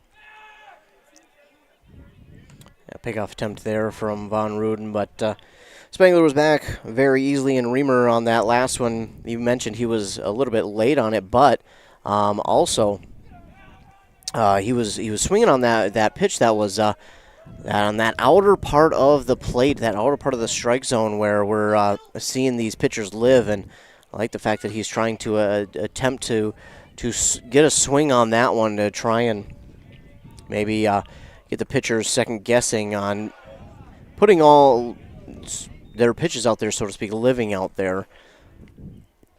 But he fouled it back. As that next one is a ball. So we get set. We had a little paraphernalia out on the field there that had to get taken off by that right field party deck. As he's running and the throw is not going to be in time. As count now 1-2 with a stolen base by Justin Spangler. Yeah, that throw down to second was unfortunately a little bit short arm there by Max Storley, but had he gotten enough on it, he probably gets Spangler out at second. That was on the mark, even though it was short-armed. And strikeout. Second out of the inning for Von Ruden. And that'll bring up the eighth hitter, number 18, Creedon Spangler, who made that great catch and put out to end the Jaguars' bottom half of the fifth inning. And that's great awareness by him to be able to do that, to not only make the catch, and I mean, as playing outfield myself a little bit, you feel elation after making a catch like that, especially sliding like that, but then to be aware enough to realize, hey, that runner at second's got way too big a lead. I can go down and throw him out for out number 3. That's a great job by Spangler, but now he has an 0-2 count. Great comeback here by Von Ruden. 2 hooks there that it's thrown is really buckled the knees here of Creedon as he's getting in there, and we'll see, like we said before, might come with a The fastball here, see if we can blow it by him, and he doesn't again. He's going to hit that to the left field, and they're going to try and score. No. And they're going to be throws going to be brought in, and they're going to get that. But the single on an 0-2 count is going to score an RBI single that will give the Raiders a 5-4 lead now in their top half of the 6th inning. 5-4 is our score now. New score as the 8th batter does damage. Goes down quickly, 0-2 on 2 curveballs, and then the fastball he just rips right into the left field, and that will score the run for the Raiders as we get a snap over to first. Back in time there, though, is Spangler. Creedon, that'll bring up the 9th hitter. Cole Dangers reached on 2 errors. This one is hit to third. He's going to get it down, and not in time. Jaws him off the base. Throw's going to be off, and that's going to get Creedon Spangler to third on the air. So E5 throwing error will get him to third, and Cole will reach on the same throwing error. Yeah, and that was, give Creedon Spangler credit. He was waiting on that fastball that Von Ruden threw. He knew what was coming, and he just gave it a ride to left field. And then he, on the steal attempt, made his way to second, and then with the error, got his way to third. And now it's, they're going to let him get to second. But now runners on second and third here for Hinckley-Finlayson, who made quick work up to that point. And now after the error that leads to Dangers getting on base, now all of a sudden you've got the run scored, and Mille has momentum right back. Foul ball now, 1-1 is the count here as defensive indifference gets the runner to second base. With 1 on third, they're not going to even throw that one down and risk something happening. Strike 2, swinging on that one for Gallion. A nice comeback pitch there by Von Ruden. Trying to help his team out, get out of this inning, and we'll have some work to do. But, again, we've seen both these teams do good work.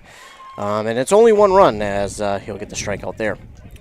And strikes out swinging, but not before the Raiders get that go-ahead run. So they score 1 run on 2 hits, 1 error, and 2 left on base as we head to the Jaguars' half of the 6th. They got some work to do, and we'll find out if they can do it when we come back on WCMP. An air source heat pump is not only a high-efficiency air conditioning unit, it can heat your home or business efficiently during the spring and fall. Plus, it's more economical than heating with natural gas. Have Dale's Heating and Appliance install your air source heat pump. Dale's offers a personalized focus, free consultations, and free estimates. Ask the pros at Dale's how you can receive up to $1,250 in rebates for your air source heat pump system installed in 2023 with 0% financing. Visit dalesheatingandappliance.com. Are you interested in a technical degree that can quickly help you land your dream career? Or maybe you've always dreamed of going to a 4-year college, but you'd like to start close to home. Either way, Pine Technical and Community College has you covered. PTCC offers more than 50 degrees in hot fields like healthcare information technology, advanced manufacturing, and business. PTCC is now accepting applications. Financial aid may be available online at pine.edu. All right, saw starting check, out or drill starting check, over. Find rest your of future tools at check. Pine All Technical. right, let's get started. Honey,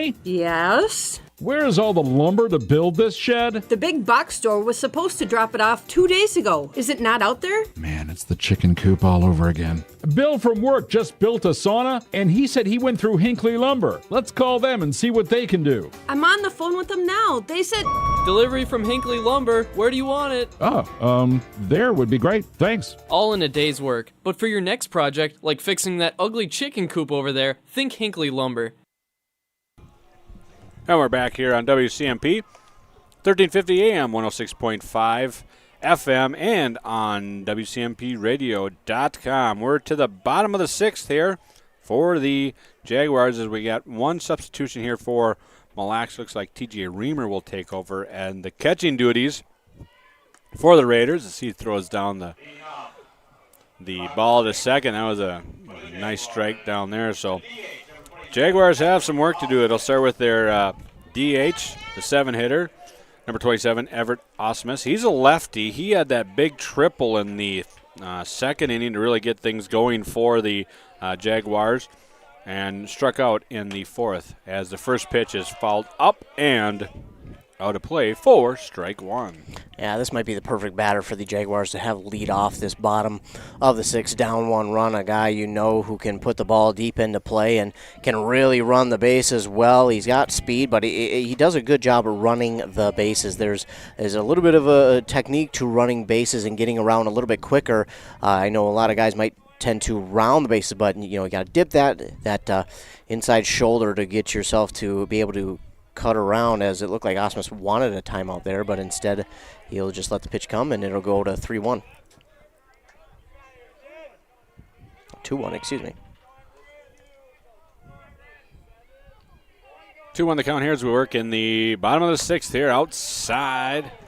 Oh, excuse me, 2-2. Oh. And they've been living outside, but that one looked like it was a little further outside than what he's been allowing here today, so that's a tough one.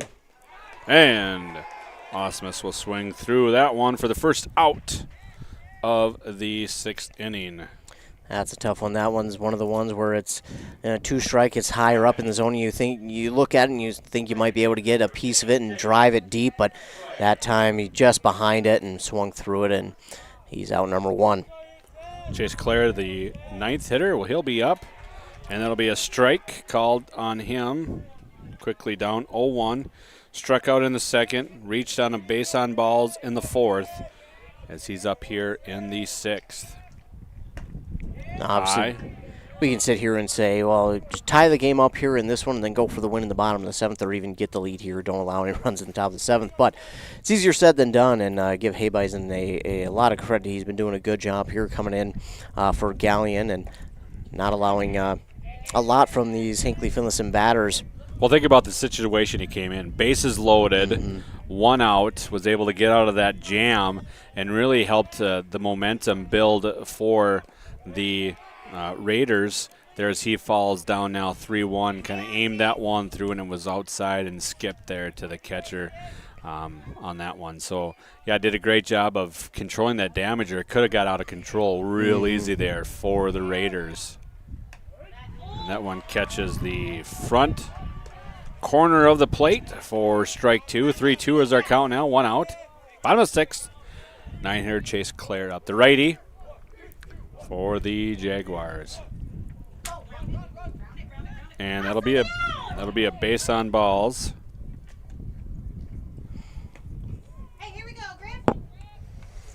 So 1 out. That'll turn the order over to the top here as Griffin Steele will be up. He struck out twice and singled, and then was caught stealing there on that single in the third inning. And again, good speed here on first and at the plate, and obviously the tying run over there at first now, and I'll keep a close eye on him. But yeah, Griffin Steele, only 1 down here. Work to do here as they throw over to the first here.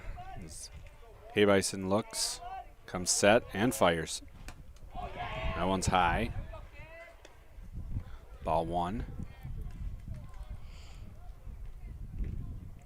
See if Lane can come in the 7th inning. He's got to be getting close to his pitch count here, as we were talking about. I think he get 120 or 125, something like that in the playoffs. You get 10 extra pitches when you get to the playoffs, so he might be able to come back out and get a complete game here.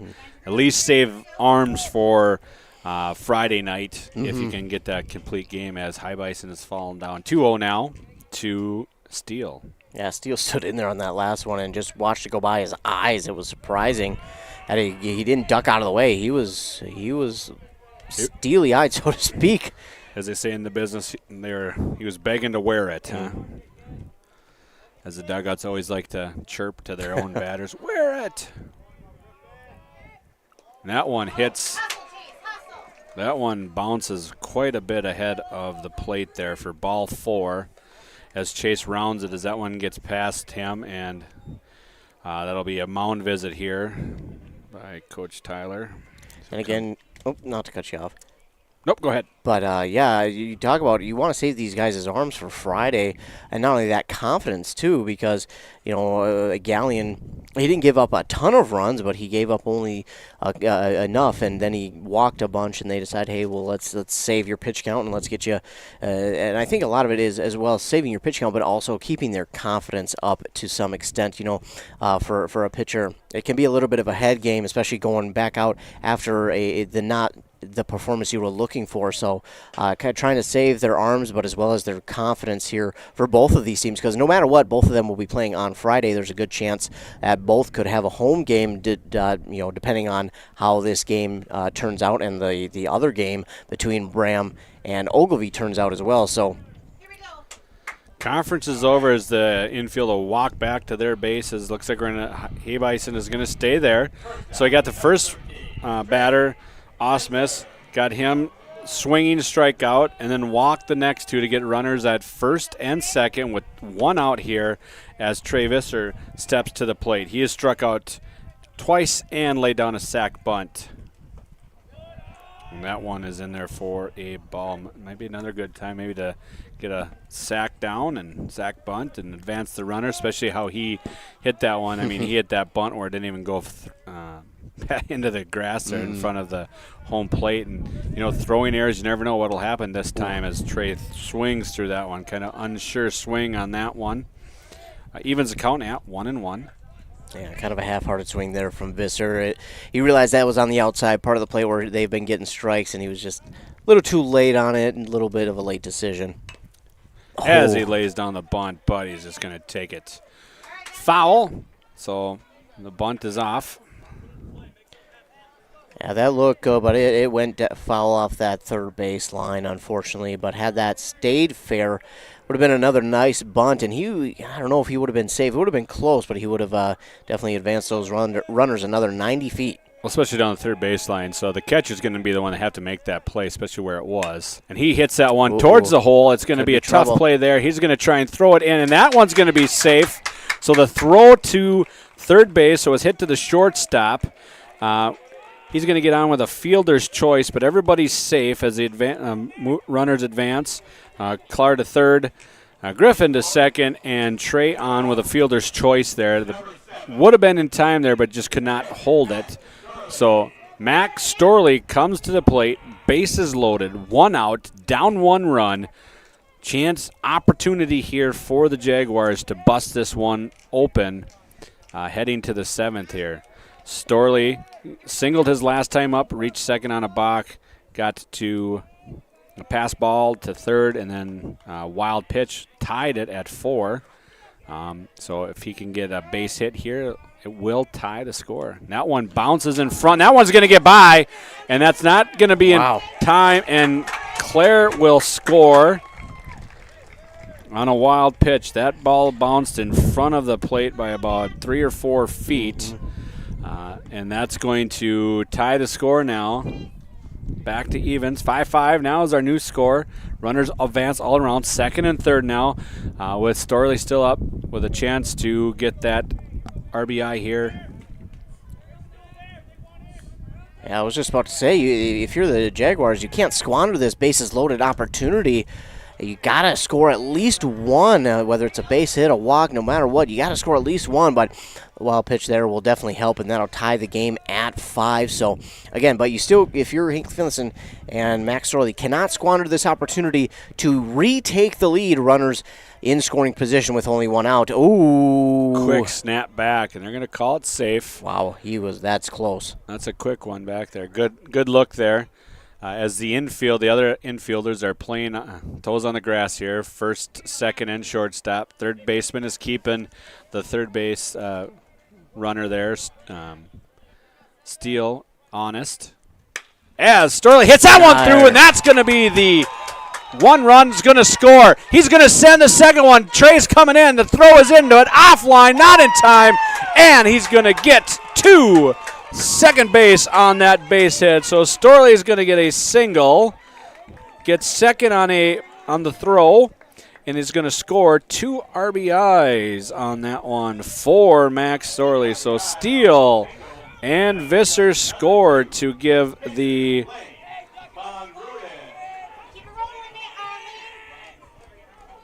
As Lane comes up to the bat here, as we had reset the score here. 7-5 now our new score here for the Jaguars, as they've just scored 3 here in the bottom of the 6th. As Lane Van Ruden comes to the plate. Runner on second is Max Storley. 1 out. Lane has popped up, flied out, and base on balls here. And that one's outside.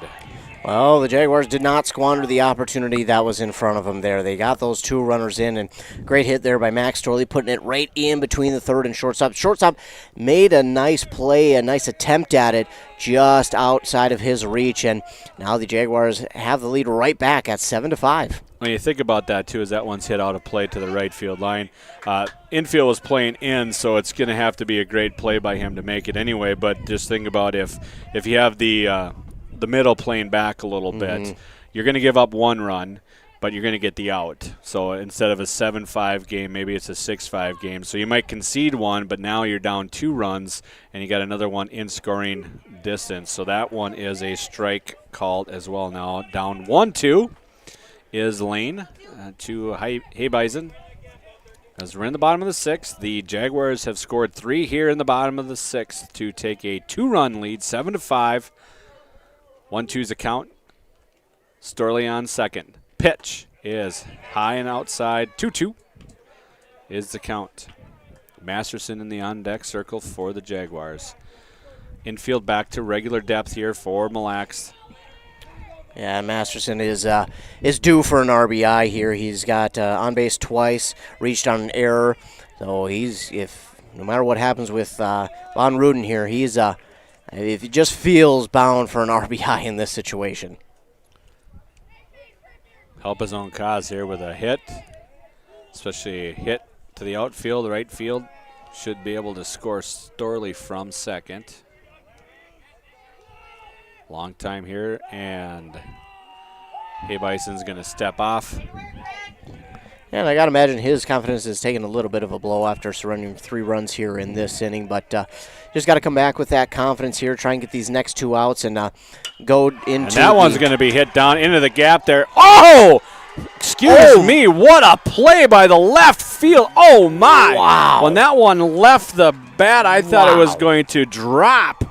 But what an outstanding play by the left fielder. Flailing out on that one, gets down, makes the catch, and then just barely Storley's able to get back on that one. I thought that was a gapper. I thought that was down. Wow. I think it was going to be a double there for the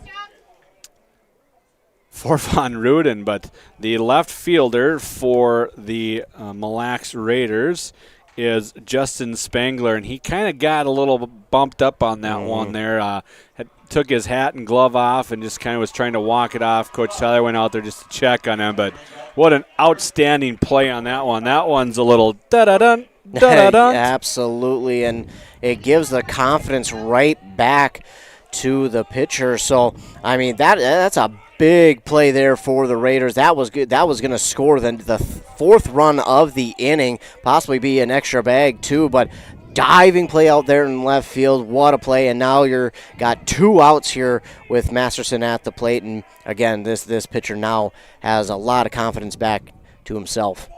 That one's in the dirt, gets beyond TJ, so that's going to advance the runner to the third. Now 90 feet away is Max Storley.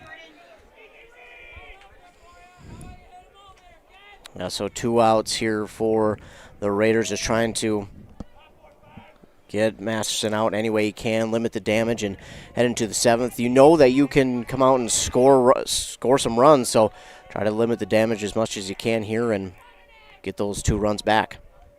And that one's hit. That one's slicing away from the center field, and that one will get down, and because there was 2 outs, Storley's going to score on that one.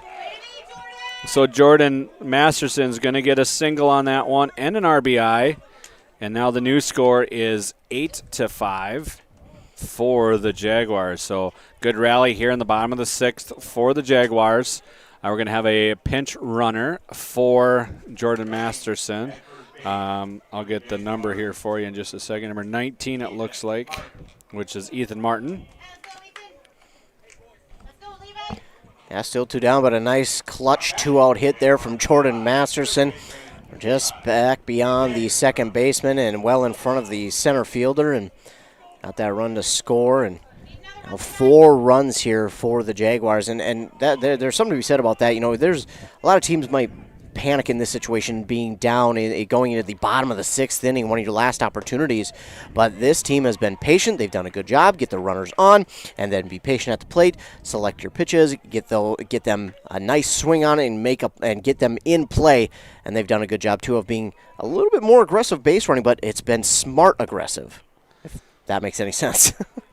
Yep, as we 2 pitches there. First one's a strike, second one's a ball there. Yeah, each team kind of came out very aggressive on the base path to start the game here, and then it looked like that was going to be both teams' philosophies going in there. We're going to be aggressive on the bases, make you work for everything, and go from there. That one was a ball, so 2-1 now is the new count. TJ's Reamer, he's a little bit unsettled back there, kind of tough for the ump to try and get a good read on the ball, especially when the ball's coming in. He's got a lot of motion to him. You want your catcher to be calm back there, and that one's ripped foul down the first base line, so runs the count to 2-2. Yeah, and Reamer back there, not really sure what position he normally plays, so maybe new position for him, or maybe they're just wanting to get someone else some time behind the plate. But yeah, he's a very talented athlete. Plays basketball as well, and football. 3-sport athlete, which we like to see in these small schools. Absolutely, play any and all that you can. And he's going. That one's hit into center field. Looks like the center fielder's going to be under that one. He's camped under it, and that'll do it for the Jaguars, fly out. We'll do it there. So the Jaguars pick up 4 runs on 2 hits. We had a few errors in that one and 1 left on base.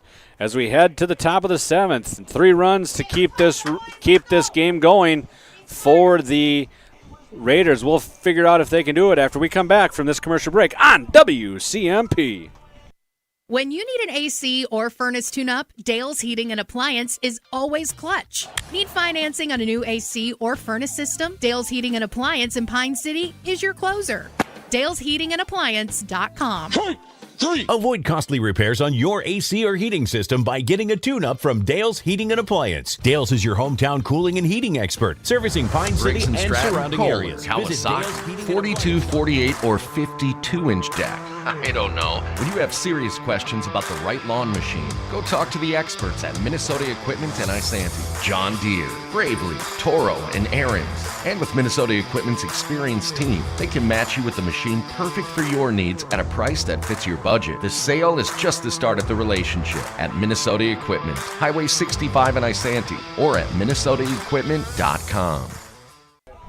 And welcome back here to WCMP, 1350 AM, 106.5 FM, and WCMPradio.com. Just head on over to WCMPradio.com. Look for our sports tab. Click on that and go to broadcast schedule. Click on the link and you'll see the video there from our YouTube channel. Of course, no video is allowed in the playoffs unless people want to pay for it, and we're not paying for it right now. So That'll bring up the top of the 7th here for the Raiders. They need 3 to keep this thing going, and it'll start with the lefty, the second hitter, Eric Pedersen. He has reached once, 1 for 3 here on the day, and he swings at that one, swinging first strike there for Pedersen. Raiders looking for base runners at this point. Just get on and get some things happening that way. Absolutely, and try and force some errors. We've seen errors early on here from Hinckley-Finlayson, as we see 5 for Mille, 6 for Hinckley-Finlayson, and both teams, give them credit. They've really done a good job of correcting their mistakes, getting back and playing clean baseball. But, yeah, if you're Mille, get some runners on base and look to see if you can't make Hinckley-Finlayson make some mistakes, as I won't necessarily call that a mistake there. That was a tough ball to read, and that got into the stomach of the shortstop there. He did a good job just to keep it in front of him, so good job there, just again to keep it in front of him. That was going to be a tough one for Visser anyway. It looks like Von Ruden might be to his pitch potential limit here, so It looks like he's going to give off to Visser, so Visser's going to come in and pitch for the Jaguars. Looks like again in high school baseball you get 115 pitches, 115, 125. I can't remember which exactly it is, but it looks like it's just going to be a straight sub. Visser's going to go to pitcher, and Von Ruden's going to go to shortstop for that one. But yeah, like you said, Visser got in front of that one, but he was way deep behind second base. That was going to be a really tough play for the for Visser to make there. So he'll come in here. He's got one on, and he's going to pitch to the third hitter for the Raiders, who is Sam Hinckley-Finlayson. 0 for 3 on the day, 2 strikeouts, 1 looking, 1 swinging, and popped out to the shortstop in the first inning for the Raiders. So he'll be looking to get something going here with Pedersen on first base with a single. It's a tough one there to get for Visser, but kept it in front of him, did not allow the extra base there. So I always thought it was interesting how you're going to throw 120, 125 pitches, and then, hey, why don't you go play the deepest infield base you can? How about shortstop? See, we'll turn that arm into spaghetti if we can. That's we had pitchers like that too. That was their natural position, so we would always have the if that was their natural position, we'd have them go play shortstop because that's what they knew best, so that was they would play. So you do what you can. Absolutely. And Von Ruden, just quick math here, went 6 innings, got 10 strikeouts on the day, and believe it or not, no walks here in this one. And as unfortunately the Jaguars did have those 6 errors in the game, as they count that one as the 7th. But a decent outing here for Von Ruden again. His team helped him out there in the bottom of the 6th, getting those 4 runs to give them a 3-run lead now as they look to close this one out and move on to Friday. Again, they will play the winner of Ogilvie and Bram. Not sure if they'll host or go to Ogilvie. That will all depend on if Ogilvie wins or loses. As I refresh the page, it looks like no report yet from that game, so we will keep you up to date on that as well. A lot of action going on here the last couple of weeks. Softball started their playoffs, and then they continued on to this week, and now baseball kicks into full swing here as the first pitch from Visser is a ball. So 6+ innings for Von Ruden. It's going to be, this run will be accounted to him. That's on first. Outside 2-0 now, quickly. Visser wants to work quick here, get a couple outs, maybe turn 2. Don't want to get that pitch count up too much because you'd really like to hopefully use him on Friday if you can as well in some capacity. And that one's going to be in there outside corner for a strike. 2-1 now is the count. And again, all game long in that outside corner where these pitchers have been living, and he does a good job of getting it out there and getting that first strike. All you ask for is consistency. Like if that's gonna be called a strike, then you just ask that it be called a strike all game and not here, there. Just give the guys an opportunity to know what it's going to look like, and I think he's done a good job of that. Absolutely, and that's you mentioned that's all you can ask for, and again, we thank them for coming out here and taking the time out of their free time to do this, because if it's not for them, we don't have a game to play, and these young guys can't come out and finish their season, so we appreciate them coming out and taking their free time to be out here and call this game.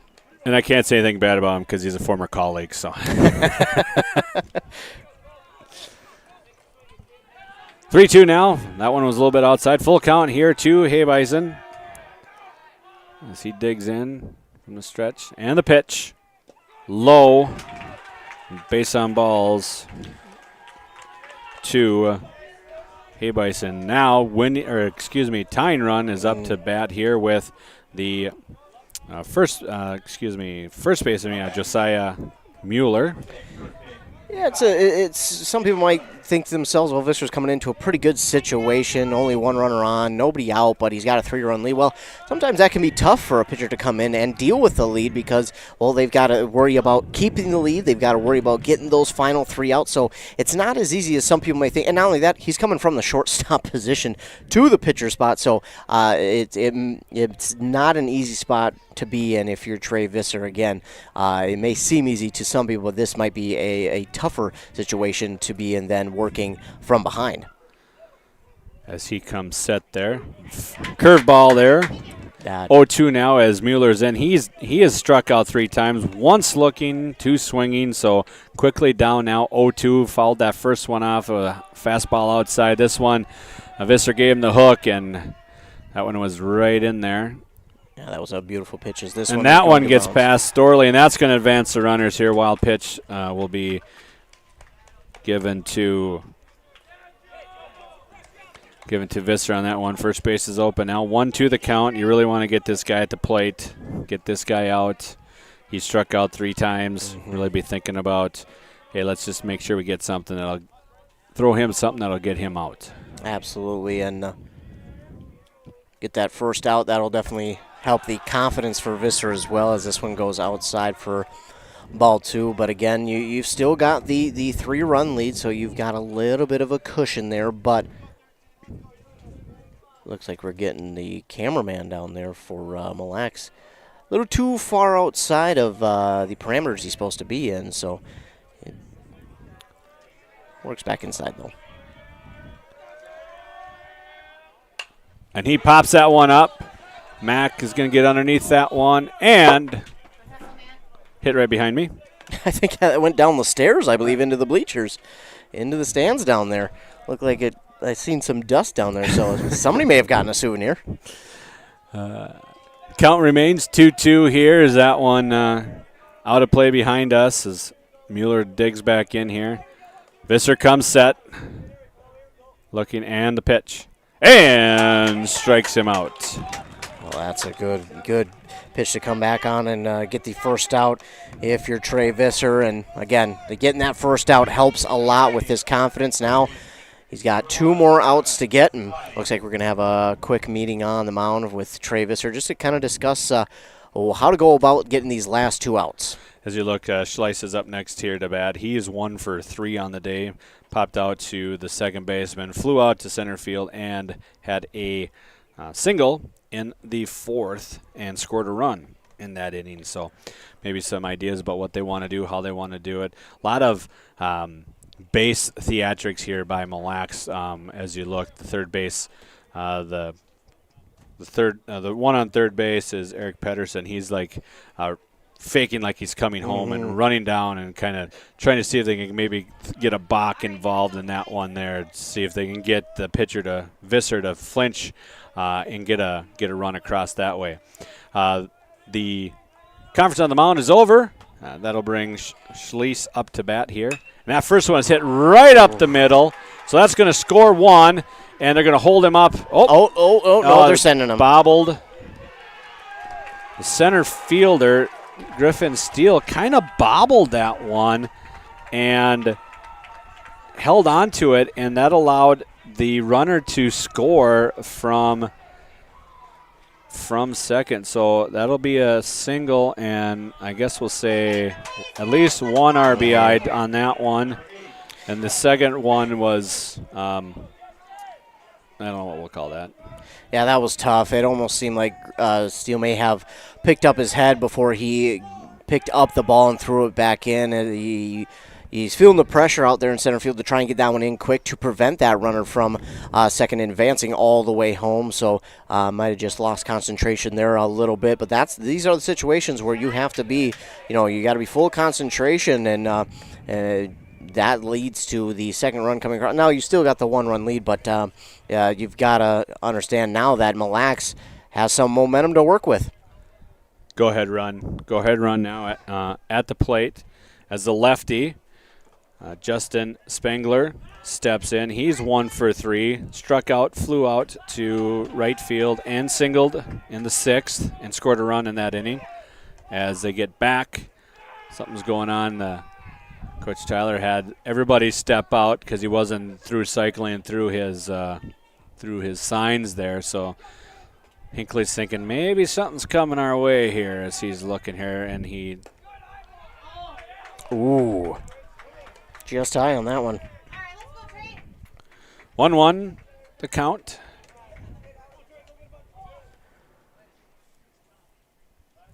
Top of the 7th. 1-run lead now as the Raiders have scored 2 here in the top to close the gap. And inside pitch. Inside pitch there, so we'll just call that a stolen base. He had no shot at that one. 2-1 the new count. Tying run is now in scoring distance. 1 out here. Trey Visser comes set. Looks to second. And fires. Outside. Oh, and they're going to throw. Oh, my goodness. I think they might have been stealing third all the way there, and then the third baseman had to come forward from the base to make sure that ball didn't take any more weird hops than what it had already, just to protect that one from going past him and allowing the runner from third to try and take home. So great job there by the third baseman, Levi Degerstrom, as that one's going to get to first. Oh! And that's going to score the tying run as he's safe. So that bunt laid down is going to score the run. They made them make a choice there, and they decided to try and get the out. And as soon as the third baseman, it was bunted to the third baseman. As soon as he threw to first, he was the runner was going, and the throw was right on the line. So they ran into each other, the first baseman and the batter, and Jordan Masterson lost control of the ball, and it fell down, so he is safe. So call that a bunt. And we now have a tie score as we have Landon Reamer is going to be batting for TJ Reamer here. So the first one is a strike. Landon is 1 for 2. He's got a reach on an air, struck out, and singled in the second. 0-1 the count here as Visser comes set and fires. That one's going to go right back to him. He's going to throw down to second, get the lead run. Not enough time to get that, so we got a 1-4 put out for the second out. Fielder's choice for Landon getting on there. And give credit to the second baseman there. That's hard to hold off on the throw down to first because you want to get out of this inning, go down to the bottom of the 7th and try and get your guys back to the plate and get that winning run across. But he does a smart job of holding off on that throw to first, realizing that it's not going to get there in time anyway, so might as well just save the ball and avoid any errors happening. And you got 2 outs now, so a very smart play there by the second baseman. 2 outs, as you said, fielder's choice. Landon Reamer's on.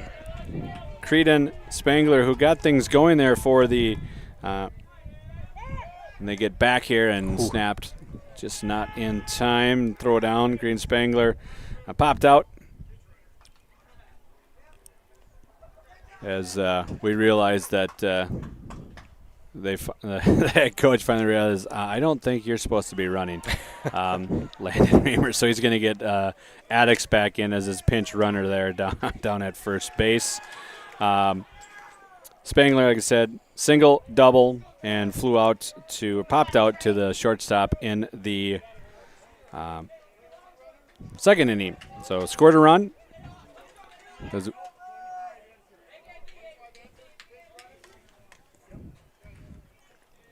Looks like Hinckley-Finlayson was just kind of getting an explanation there on the pinch runner. 8-8 is our new score here in the top of the 7th as the Raiders have come back with 3 runs here in the top, and they hit one into the gap there to shortstop. He's going to throw all the way across and makes the play. What a throw deep in the hole by Lane Von Ruden, pitching 100 and some odd pitches and comes up firing from the deep hole there and gets him out at first to end the threat as we go to the bottom of the 7th. We got a good one here, folks. Stick around. The Jaguars are coming up to bat We'll take a break, catch our breath, and we'll come back for this exciting conclusion of this 5A East playoff game on WCMP. Since 1967, Schmidt Construction, general contractor in Hinckley, has been where to go for all your building projects. Let Gerald Schmidt help you with designing, remodeling, or any new construction. Schmidt Construction specializes in residential home building, agricultural, industrial, and commercial buildings. With expert advice on all of your building projects and ideas, when you hire a contractor to take care of your building needs, you can't do better than Schmidt Construction, general contractor in Hinckley. 320-384-7901. Did you know that Franzen Bank and Trust is a Minnesota-owned company? And they're one of the largest community banks around. That's a great combination. As a community bank, they're dedicated to their customers and the communities they serve. You might say they're big enough to help, small enough to care. Last March, they provided $20,000 in grants to 6 different Minnesota communities. They also processed well over 1,700 PPP loans, allowing local small businesses to keep their employees on the payroll during the pandemic. Franzen Bank and Trust. Real people, real results. Member FDIC. All right, welcome back here on WCMP. We've caught our breath. 3 runs scored there in the top of the 7th on 2 hits. RBI there, a couple RBI. Tom Schließ is going to be pitching now for the Raiders. As we look to see who's where, it looks like everybody's going to go back. Looks like as we try and get around the horn here, as we don't get all the nice comforts that everybody else. So we just kind of have to see what's happening there. Number 7 is the shortstop. He's still the shortstop. So I think we have it all set. Their new pitcher is Schließ as he comes set, wind up, pitch, and bounces about 5 feet in front of home plate for ball 1. And Hay Bison went about 2 2/3 innings with 3 strikeouts and 3 walks, and fly out to the center fielder. As I think I'm just trying to look and see here, talking out loud to myself. We got a new catcher as well. I can't see if it's number 2. If that is, it's going to be Eric Harrington as catching. 12 could be Hebelson. Looks like 2. Yeah, Hebelson. Harrington, is pitching. So 3-1 is back to that second inning form in which he hit that RBI triple. That would do it for this game, as we have, like I said, the new pitcher is looking through here as I go back and forth. Tom Schließ. They're going to bunt him over, so winning run's going to go to second. Sack bunt by Osmus. Sack bunt will be the first out. It will advance Cormel to second base, and that'll bring up Chase Clare. And he's walked twice, so he's been patient there at the plate, and now you got the runner on second with only one down, and that one's outside. Ball 1. Schließ kind of gets the jersey kind of set there. Comes back. Looks back to second. Comes set. Gets the sign he wants. And fires back. That looked... that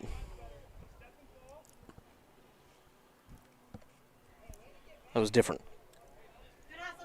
If you do, I think you do have to throw that if you do it. So if I'm trying to remember the rule book, but it almost looked like it was a balk. That one's in the dirt. 2-0. Yeah, it was certainly close, but either way, your runner Cormel back safely, and that's what the Jaguars are worried about right here. As the sun starts to set behind us, we're in the bottom of the 7th. 8-8 game. 3-0 count now to the 9-hitter, Chase Clare. That'll turn the batting back over to the top, and Griffin Steele, if Chase Clare can get on. Braden Cormel at second. Schließ looks down and pitches. That one's in the dirt for ball 4. So 4 straight pitches, 4 balls. That puts runners on first and second now with 1 out.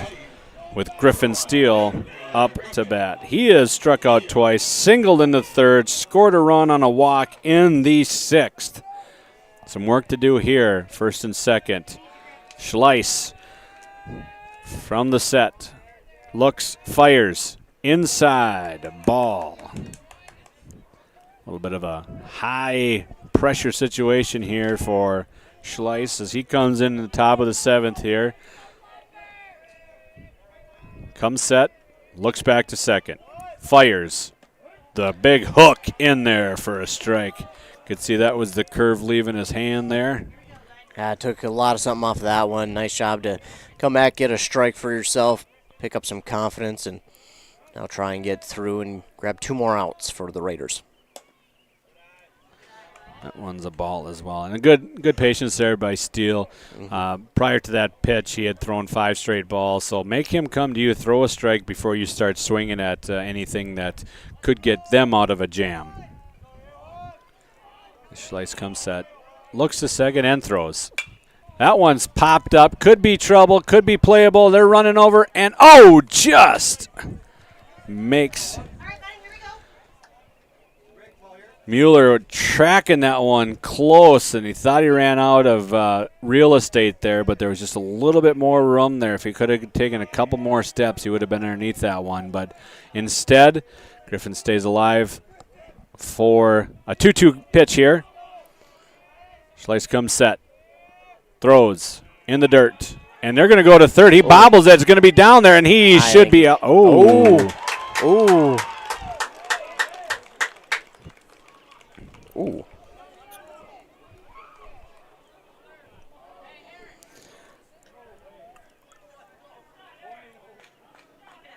Yeah, from up here, it looked like he was out. Yeah. It looked like he was out. He should not have. That was a good throw from Eric Harrington. Especially when you're looking at this stuff. So when you look at it, really what you're looking for is 2 things. Did the ball beat you there? Number 2, was the tag place? And I think in both of those instances, the answer to that was yes. Yeah. So I really think that should have been an out there. It was not very smart base running by Cormell at all. He should have been on second because that was ill-advised base running that he's being rewarded for. I don't think he should have went on that one, and I think he was out. So now, as we have runners at second and third after that wild pitch here, infield, way in. 2-2 count. He's going to put into play. They're going to go through, and that'll do it. That'll do it. Game over on a RBI single by Griffin Steele will do it, and the Jaguars will be moving on into the winner's bracket after an exciting 8-9 win. Hey, let's take a commercial break. Let's come back. We're going to take our breath, figure out what happened there, and get you some stats here. Stick around. We'll be back for the wrap-up show right here on WCMP. This high school sports season, Wellia Health wants to remind you that they want to help your athletes stay in the game. Sports medicine services are available at every Wellia Health campus. Whether it's the young athlete, the weekend warrior, or the accomplished athlete, injuries can happen.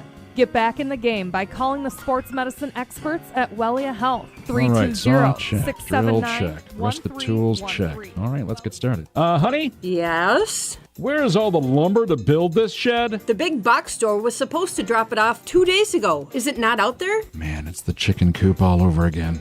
Bill from work just built a sauna, and he said he went through Hinckley Lumber. Let's call them and see what they can do. I'm on the phone with them now. They said...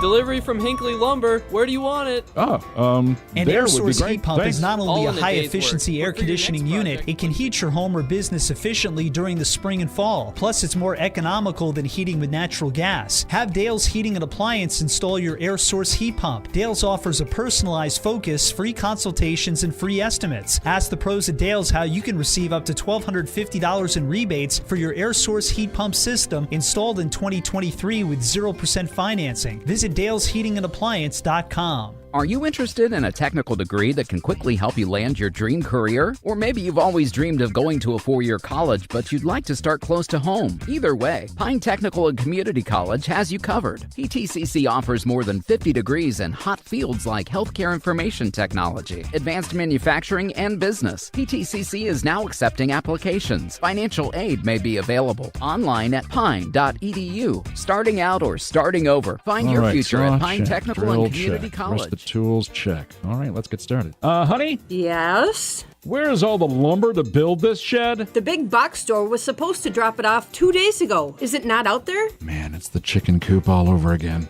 Bill from work just built a sauna, and he said he went through Hinckley Lumber. Let's call them and see what they can do. I'm on the phone with them now. They said... Delivery from Hinckley Lumber. Where do you want it? When there you would need be an great. AC Thanks. or furnace All in a tune-up, day's work. Dale's But for Heating your and next Appliance project, is like always clutch. Need financing on a new AC or furnace system? Dale's Heating and Appliance in Pine City is your closer. Dale'sHeatingandAppliance.com. Avoid costly repairs on your AC or heating system by getting a tune-up from Dale's Heating and Appliance. Dale's is your hometown cooling and heating expert, servicing Pine City and surrounding areas. Visit Dale'sHeatingandAppliance.com today. Dale'sHeatingandAppliance.com. And we're back here on WCMP 1350 AM, 106.5 FM, and WCMPradio.com. Had a good one here in Hinckley. Final score 9-8. Hinckley gets a walk-off win here, a walk-off single. Game-winning RBI by Griffin Steele with the bases, base runners on second and third. The infield, Mille almost had to play up, and it just found an opening there that got Braden Cornwell across for the win. Thoughts on that one there, game day? Well, I do have an update here for us. I do know who Hinckley-Finlayson is going to be playing on Friday. It looks like Ogilvie has won over Bram 6-5, according to MN Baseball Hub. So they will be over in Ogilvie there on Friday. So we now know who they'll be playing. But yeah, this was an interesting one. We had that controversial safe call over at third here in the bottom of the seventh that really changed everything, really changed the look of the bottom of the seventh inning. But like we say all the time, both teams have to deal with those calls, and unfortunately Mille got the bitter part of that call. And but at the same time, it was like you mentioned, a great game, back and forth. Hinckley-Finlayson came out with that second inning, scored 2, and then Mille would come back and answer back in the third with 1 run, but then in the fourth they scored those 3 runs to take that 4-2 lead, and it really felt like they had taken momentum. But then in the fourth, Hinckley-Finlayson came back, scored another run. They would hold Mille scoreless in the fifth. They came back in the fifth and tied it up at 4, and then it was the sixth inning. That was a huge inning. 1 run for Mille, but then 4 coming across the board there for Hinckley-Finlayson, and it looked like Hinckley-Finlayson was going to take the win, but great job by Mille to battle back here in the top of the seventh when it looked pretty grim for them, but they came back, tied it up, and then Hinckley-Finlayson was able to walk it off with Griffin Steele's RBI single. If we look at the pitchers for the night, the Raiders pitched 3. Jacob Gallion started. He had 3 in the third innings, 4 hits, 3 runs, 2 earned runs, 6 base on balls, and 5 strikeouts. Hey Bison, he came in a big jam, bases loaded, was able to get out of that jam with a tie score. They gave up 1 run, but was able to get the tie, just leave with a tie score, which was huge for them. He pitched through, we'll say, 2 2/3. He pitched, and then Schleiss came in. So the first 2, no decision, but Schleiss is going to pick up the loss there for the Raiders. The Raiders finished with 8 runs on 8 hits, and they had 6 left on base for that one. For the Jaguars, they had 2 pitchers. Von Ruden, he pitched 6 innings, gave up 5 runs. No base on balls, struck out a few. I would say he had, I didn't count them all, 1, 2, 3, 4, 5, 6, 7 strikeouts for Von Ruden on the day, and no base on balls, which is huge for them. But the Jaguars really struggled with fielding, errors, not great throws that really had some problems for them. Trey Visser came in the 7th. He gave up 3 runs, 1+ innings of work. I should say 1 inning of work. Von Ruden 6+ innings of work. 1 hit for Visser, 3 runs, and he was able to get out of that. They got 3 runs, tied it, but he was able to strike out 1 and got a couple of ground outs to end that inning and keep it a tie score. And then in the bottom of the 7th, some gutsy base running and some calls there that could go either way. And we would say so for the Jaguars, 9 runs, 8 hits, and 8 left on base in this game. What do you got for final thoughts for us here on this one, game day?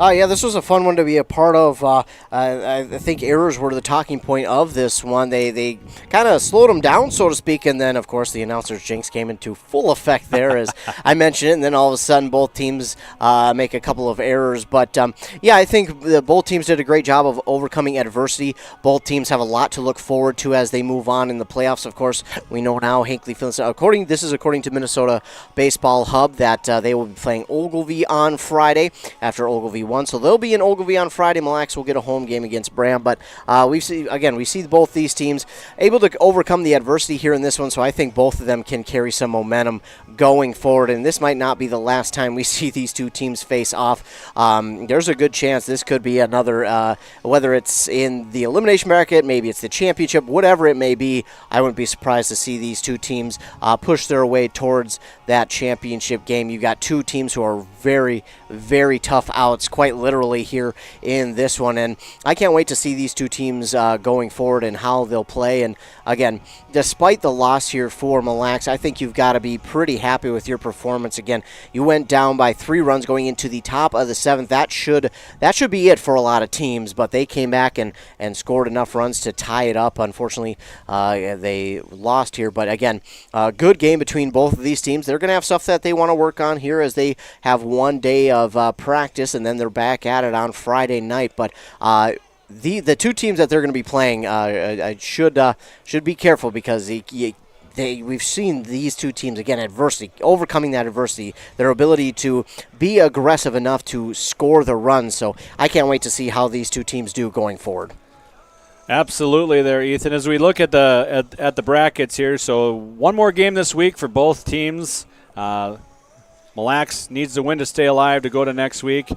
Hinckley will be going to next week. There is only one more game this week. So if we look at the other side, the West, Sabika was taking on Bertha Hewitt, Verndale Raiders, who upset the 4 seed Walker Hackensack Akeley.